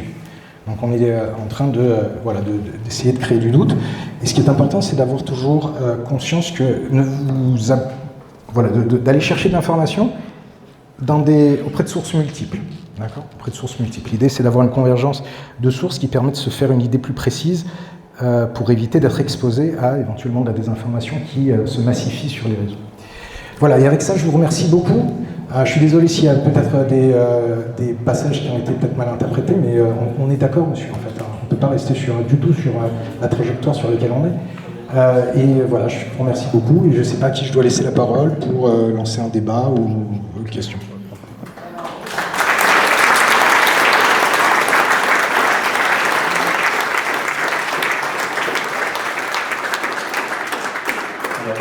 Je voudrais juste, avant de lancer d'ouvrir le débat qui a déjà commencé et qui va continuer un petit peu, on a la chance d'avoir dans la salle M. Patrick Dumas, je ne sais pas où il est.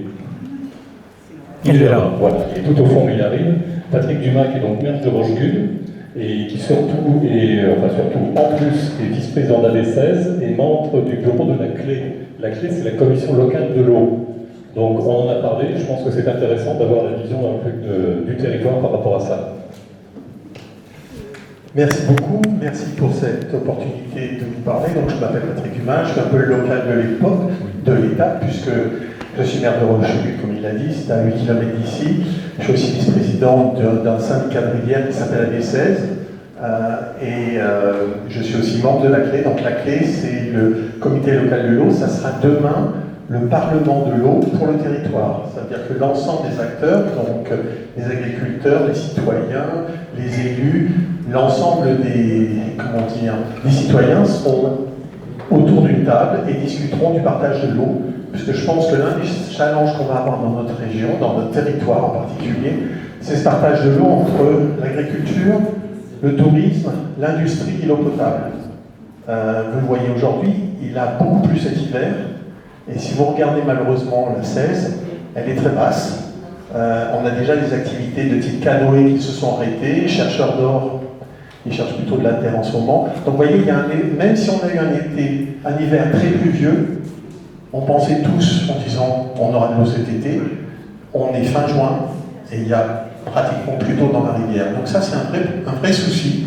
Ce partage de l'eau, il faudra le prendre, c'est au cœur des discussions des élus, parce que demain sans eau, on aura un gros problème. Et on parlait dans la présentation, cette adaptation, il va falloir trouver des solutions. Et les solutions, il ne faut pas qu'elles soient conflictuelles. Il ne faut pas qu'on soit contre quelqu'un. Il faut qu'on travaille avec quelqu'un. Et ça, c'est cette difficulté qu'on a à travailler, à se parler.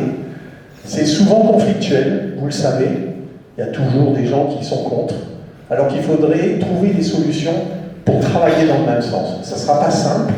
On a encore de l'eau, mais je vous dis pas que dans 10 ans, on en aura, pour nos enfants et nos petits-enfants, on aura peut-être des soucis. Voilà ce que je voulais vous dire avant le débat. Il y a deux mains qui sont soulevées. Je vais prendre le monsieur du fond déjà, et après je prendrai la dame, si c'est une question pour moi. Pour en revenir à l'eau de la 16, comment ça se fait qu'on arrose à tout bas en pleine journée du maïs On le laisse répondre. À toi, Patrick.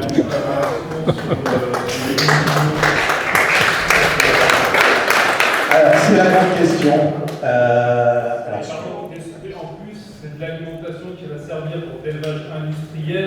C'est même pas de l'alimentation que nous, locaux, c'est vrai que c'est une bonne question. Et c'est vrai que c'est comme le nez au milieu du visage, ça se voit. Quand vous avez des aspergeurs à 14 heures, quand ils aspergent. Alors je peux vous répondre à une partie. Je n'ai pas la solution, mais je peux vous donner une des raisons. Et la raison, c'est que lorsqu'ils font ça, ce sont des semences. Et si vous prenez les arrêtés, puisqu'on est quand même, on est élu, on respecte la loi, les arrêtés, même les arrêtés les plus durs, les plus sévères de restriction d'eau, ils pourront toujours arroser parce que c'est des semences. C'est ça qu'il faut comprendre, c'est parce que c'est des semences, ils ont le droit d'arroser. Parce que s'ils n'arrosent pas, il n'y aura plus de semences, et donc on ne pourra plus avoir. Après, la question industrielle, c'est est-ce que c'est pour nourrir le territoire ou pour ailleurs? C'est une vraie question, mais ce n'est pas la même question. Comment changer de culture? Voilà, alors il y a une adaptation, c'est ce que je disais, il faut une adaptation des cultures. Certains ont déjà changé, vous voyez quand même moins de maïs aujourd'hui, on voit un peu plus de sorgho, on voit un peu plus, il y a des gens qui travaillent un peu sur le quinoa, mais ça ne se fera pas, parce qu'on disait, ça ne se fera pas du jour au lendemain. Demain, vous verrez encore du maïs. C'est pas moi je ne suis pas agriculteur, je ne maîtrise pas ce que les agriculteurs cultivent sur mon territoire, d'accord? Donc ça, c'est complexe. C'est pour ça que je vous dis qu'il faut travailler tous ensemble, essayer d'aider ces agriculteurs à évoluer. Il ne faut pas, il faut qu'il y ait une écoute et surtout une aide à la transition. Et ça, c'est compliqué. Vous le savez, il y a de moins en moins d'argent. On a de moins en moins d'argent pour faire les choses. Donc ça, c'est vrai que c'est compliqué. Mais c'est vrai que moi, je suis le premier. Moi, je vais vous dire, une année, j'ai coupé un robinet. Parce qu'à 14 heures, quand il fait 40 degrés dehors, arroser, ça ne sert à rien, ça s'évapore instantanément. Et je pense qu'il ne joue pas pour son territoire ou pour sa collectivité. Vous voyez ce que je veux dire? C'est quand il fait ça, entre guillemets, il embête tout le monde. Madame? Il y avait la dame du milieu là. Merci. En fait, moi, c'était juste pour rebondir à ce problème de communication qu'on peut voir sur les réseaux sociaux, mais d'une façon générale, dès qu'il y a une situation entre deux humains qui ne se connaissent pas, ça peut tout de suite créer de la tension, des conflits, et encore plus quand il y a des vrais enjeux derrière liés à la sécurité alimentaire, à l'eau, etc. Et donc en fait, moi ce que je regrette, c'est qu'on n'utilise pas assez des techniques de communication qui peuvent permettre vraiment à l'intelligence collective d'exister et de se coordonner. On peut très bien le voir justement, je pense vous dans des instituts comme Polytechnique, il y a des choses qui existent, mais aussi dans le milieu des séminaires d'entreprise, etc. On est vraiment capable de déployer des budgets pour justement faire avancer les choses, faire progresser l'entreprise à des vues économiques bien sûr. Et je me dis que c'est vraiment très dommage qu'au sein de nos démocraties rurales, on ne fasse pas assez appel justement à ces techniques-là d'intelligence collective qui peuvent vraiment, je pense, permettre de faire autour d'une même table, de faire avancer des sujets et des projets qui sont aussi importants puisqu'ils nous concernent tous. Alors, moi j'adhère à plein de choses là-dedans. La première d'abord, c'est que l'adaptation, ça ne peut pas venir d'en haut en fait. L'atténuation, la réduction des émissions de gaz à effet de serre, c'est quelque chose qu'on peut encore arriver à piloter d'en haut. On a d'ailleurs la stratégie nationale bas carbone, etc. Et encore, ça ruisselle via donc pour l'énergie, le plan pluriannuel de l'énergie. Ensuite, ça va aller dans les SRADET, dans les programmes, dans les plans territoriaux, les PCAET, plans... Le C, plan climat, oui, mais c'est il y a pas les, oui, c'est ça, le T, c'est territoriaux. Plan climat, air, etc., territoriaux. Donc, on voit bien d'abord que, en matière, par exemple, d'énergie, on n'est plus sur un État qui planifie tout et qui organise tout, qui orchestre tout, puisque, encore une fois, les territoires deviennent des acteurs très importants de la transition énergétique. Et il en est de même pour tous les autres secteurs, l'eau et l'alimentation. Et là où je vous rejoins complètement, c'est que moi, j'ai été harcelé sur les réseaux sociaux, vous ne pouvez pas vous imaginer. Donc moi, je suis sorti de Twitter. J'ai même pas eu à attendre X, moi. Je suis plus que sur LinkedIn. Si vous voulez me contacter, ce sera sur LinkedIn. Mais ce qui est certain, c'est que le numérique crée des clivages, vous ne pouvez pas vous imaginer. Je veux dire, on est capable d'être ordurier sur les réseaux sociaux de façon qu'on ne serait même pas dans une même pièce. Et moi, je pense que les territoires ont un rôle énorme à jouer. Au-delà même de savoir s'il nous faut des médiateurs spécialisés, effectivement, toutes les techniques de communication, parce que je suis d'accord qu'il y a des expertises qui sont faites là, il y a des négociations qui sont tout aussi, qui ont des enjeux tout aussi forts sur lesquels on va déployer tous les moyens pour qu'à la fin il sorte un consensus. Je pense qu'effectivement, on doit pouvoir essayer de mobiliser des compétences de ce type-là. Mais surtout, vaut mieux s'engueuler dans une pièce que de se détruire sur les réseaux sociaux. Ça reste mon avis. Alors, je ne sais plus qui. Il y avait monsieur et il y avait monsieur. Bon, on va prendre monsieur et puis après monsieur. Puisqu'on vous a sous la main, ouais. Est-ce que vous pouvez démonter cette espèce d'argument un peu idiot, un peu stupide, qui consiste à dire la France est responsable de 2% des émissions, donc finalement c'est pas si grave. Expliquez-nous pourquoi cet argument est idiot. Oui, parce que l'argument est idiot parce que d'abord, on ne peut pas attendre que son voisin fasse. Enfin, je veux dire, on peut pas. C'est ce qu'on appelle le triangle de l'inaction, en fait. Alors, il y a les deux. Au niveau individuel, au niveau collectif, c'est le triangle de l'inaction, c'est-à-dire qu'on attend que l'État fasse quelque chose ou que les entreprises fassent quelque chose, et puis l'entreprise lui va dire mais tant que les citoyens consomment, nous on répond à leurs besoins, etc. Donc il y a ce qu'on appelle là, ce triangle de l'inaction où on se passe la balle. Ou bien les 12 démons de l'inaction, plus individuels, où effectivement on va dire mais c'est la Chine, moi j'y comprends. Mais en fait, on est tous collectivement responsables. Et donc, on n'a pas le temps d'attendre en fait. Je veux dire, je crois plus aux dynamiques collectives. Vous savez, ce qu'on dit, c'est que le premier pas à faire est toujours le plus difficile, mais que le deuxième pas entraîne beaucoup plus de monde. Moi, je crois beaucoup dans le partage d'expériences, par exemple. Non, mais c'est une réalité. L'Europe, je dis pas que là aussi, je dis pas que c'est un long fleuve tranquille. Et encore une fois, je tiens à rappeler, parce que c'est super important pour moi, oui, le GIEC sert à quelque chose, et les conférences des partis, les COP servent à quelque chose. On serait sur une trajectoire à 4 degrés. Et rien que pour ça, c'est qu'on n'a pas attendu tout le temps les autres. Et effectivement, il y a des continents qui accélèrent, pendant que d'autres, en tout cas, on n'a pas de... On va dire que d'autres restent sur des trajectoires, on va dire. En tout cas, il n'y a pas d'infléchissement nécessairement vers le haut. Même la Chine, il y a 2 ans, depuis 2 ans, a stabilisé ses émissions de gaz à effet de serre. Donc voilà, il n'y a pas le temps d'attendre, il ne faut pas attendre son voisin, et c'est la dynamique de groupe qui engendre une dynamique collective aussi. Enfin, Manque de bol, c'est pas l'argument que j'attendais. Mais alors dans ce cas-là, l'argument que j'attendais, c'est que le gaz carbonique est un gaz extrêmement stable une fois qu'il est dans l'atmosphère, et qu'en réalité, ce qu'on subit aujourd'hui, c'est la pollution de nos parents. Oh non, de la fin du 19e siècle. On a encore des molécules de CO2 des fins du 19e siècle. Ça va mieux quand on le dit, c'est-à-dire qu'en fait, ce qu'on subit aujourd'hui, c'est ce qui a été créé dans l'explosion industrielle, la grande accélération des années 20, qui a balancé du gaz carbonique dans l'atmosphère, et c'est celui-là aujourd'hui. Et donc, et à cette époque-là, à l'époque de la grande accélération, la France, ça ne faisait pas 2% de l'énergie du monde. France, Angleterre, Allemagne, ça représentait beaucoup plus. Non, on a une responsabilité historique. Après, ce que j'aime beaucoup avec ce qui s'est produit après cette fameuse COP de Copenhague qui a échoué, parce que c'est là où on attendait en fait. En 2009, il fallait qu'on fasse l'avenant du protocole de Kyoto, donc ça a été un échec. Mais ce qui a été, je vais revenir là-dessus, c'est au-delà même de notre responsabilité historique, qui va plutôt d'ailleurs se retrouver sur les enjeux de dommages, de pertes et dommages en fait. C'est plutôt c'est là où on va retrouver les gros émetteurs qui vont devoir payer les dommages qu'ils causent. En revanche, le protocole de Kyoto a été seulement un demi-succès. C'est un succès d'abord parce que c'est un accord international, mais c'est en partie un échec parce que justement, on a dit, c'est aux gros émetteurs historiques de réduire. Et ça a merdé. Ça a merdé parce que la Chine, entre-temps, est devenue un gros émetteur, etc. Et donc, ce qui est très intéressant, ce qui a fait que finalement l'accord de Paris a réussi, c'est que tout le monde est responsable de façon différenciée. Tout le monde a un effort à faire, mais de façon différenciée.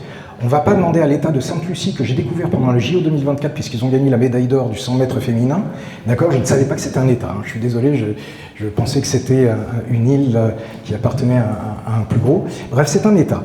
Et ben, cet État-là, il a des efforts à faire, mais de façon différenciée, c'est-à-dire à son niveau par rapport à son voisin, qui est un tout petit voisin, qui s'appelle les États-Unis d'Amérique. Voilà, et c'est ça que ça veut dire. Et je pense que ça, c'est ce qui a permis à l'accord de Paris de se faire, c'est que tout le monde a un effort à faire. Et donc, on n'attend pas son voisin. Et il y avait une question là-bas. Une question là-bas, puis après on va... Et après on arrête.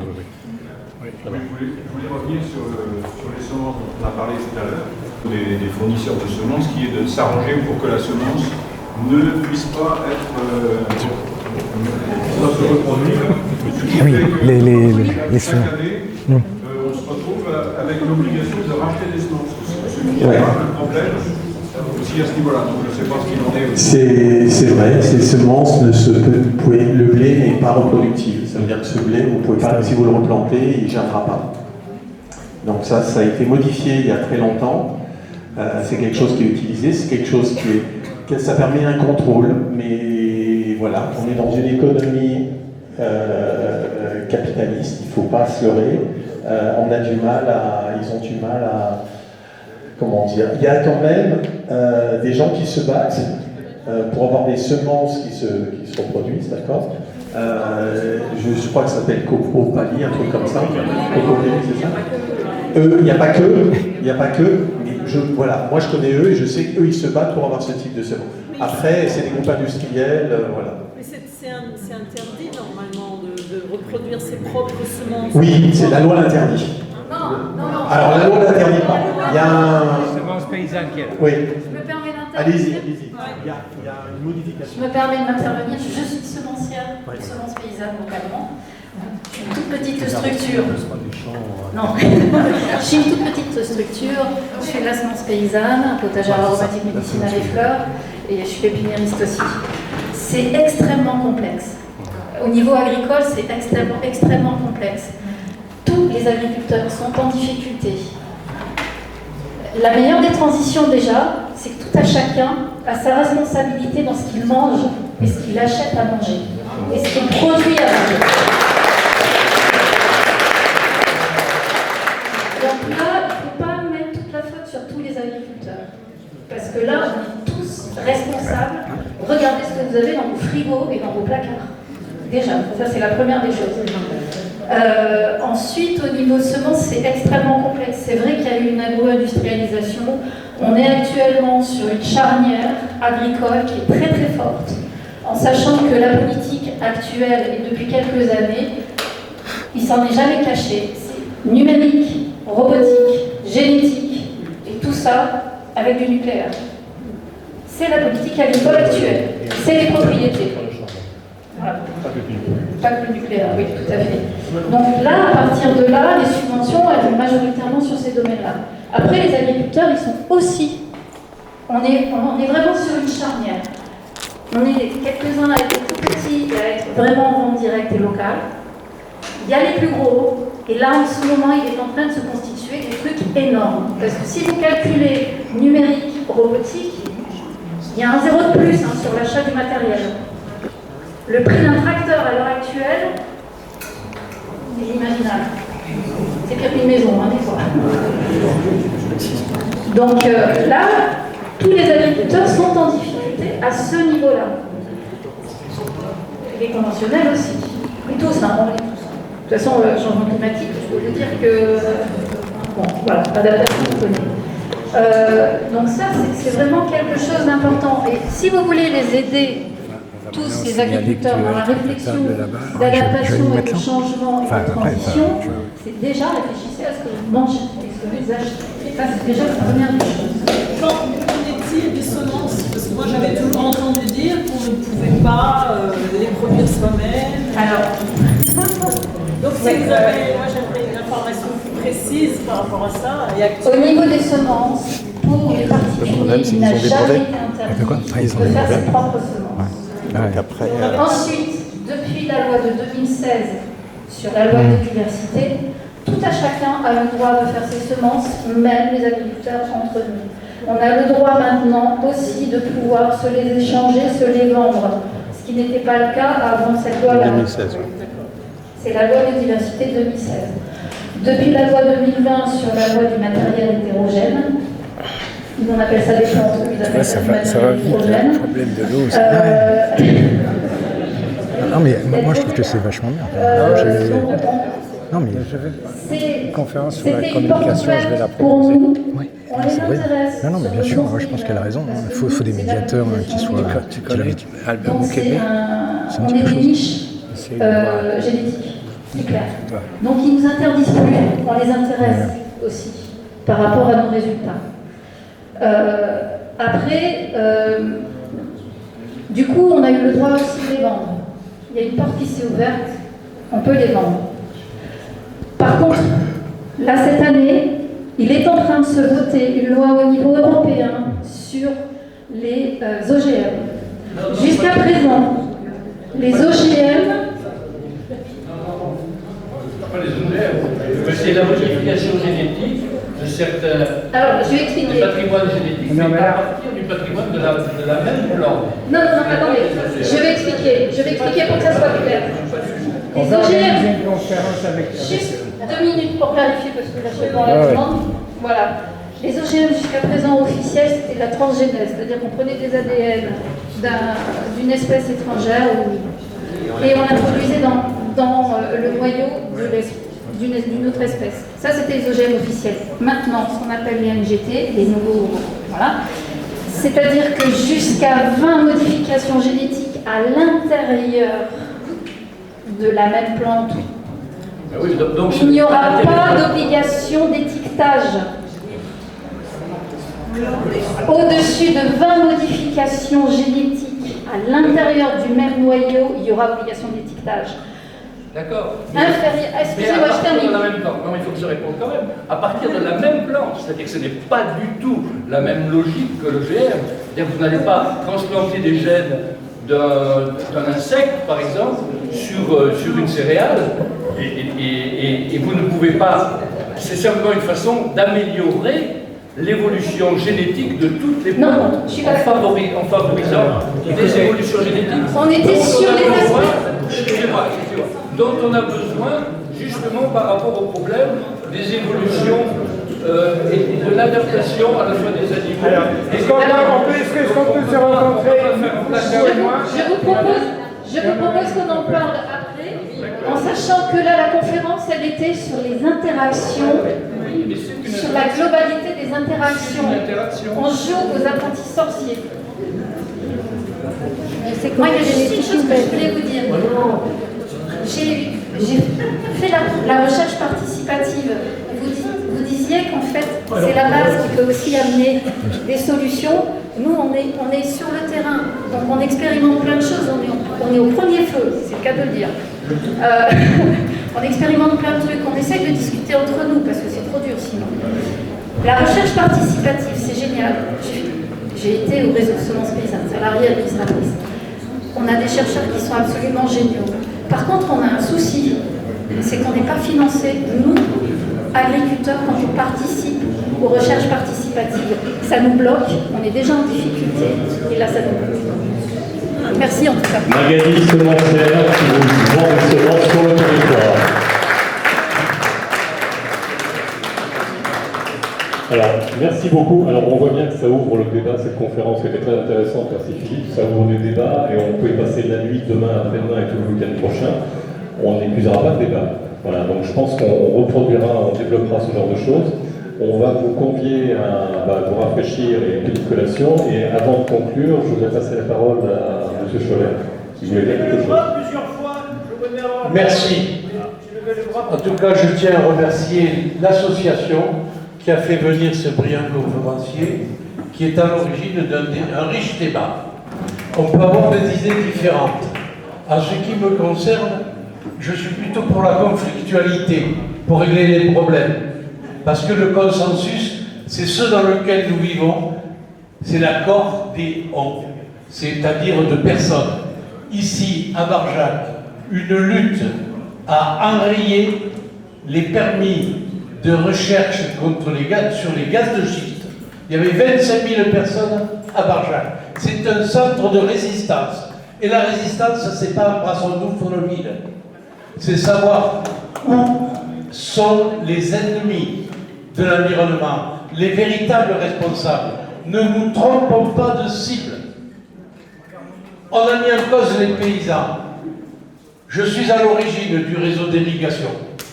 Il y a 38 ans. J'ai une mauvaise nouvelle à vous apprendre.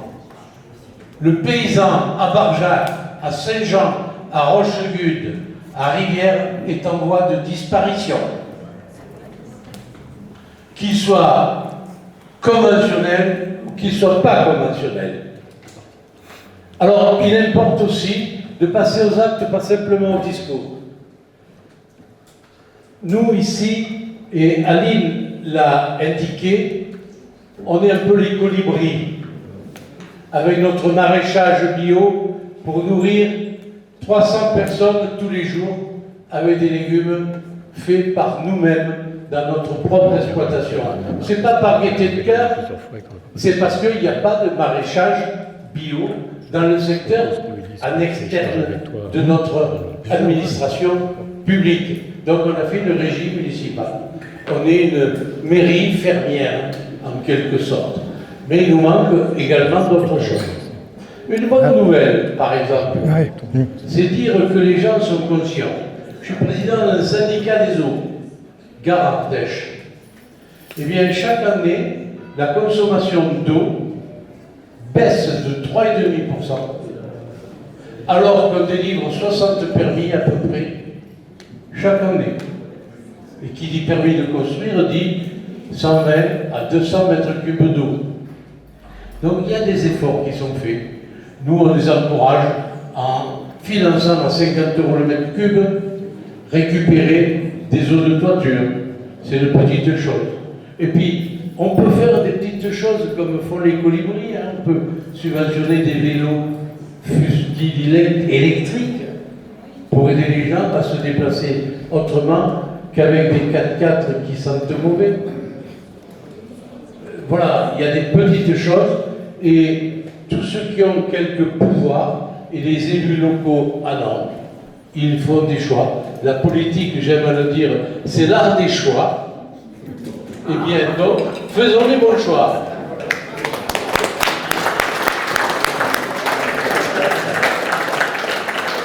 Merci. Il y a une personne qui effectivement a levé la main plusieurs fois là-bas qui n'a pas eu. Je vous propose d'échanger avec Philippe. Je voulais réagir à l'intervention Oui. Déjà, les deux intervenants au début parlant du maïs, de l'arrosage et de l'intelligence collective, c'était très pertinent. C'est vrai que bon, en attendant de faire mieux, le maïs pourrait être arrosé la nuit plutôt que l'après-midi. Sinon, sur l'histoire de l'eau, moi ce que je vois, je fais une comparaison. On sait tout ce qui s'est passé avec les méga-bassines, ce qu'on appelle les méga-bassines dans d'autres régions. Le problème, c'est qu'on est tous sur le même bateau. Il y a ceux qui voudraient dans l'absolu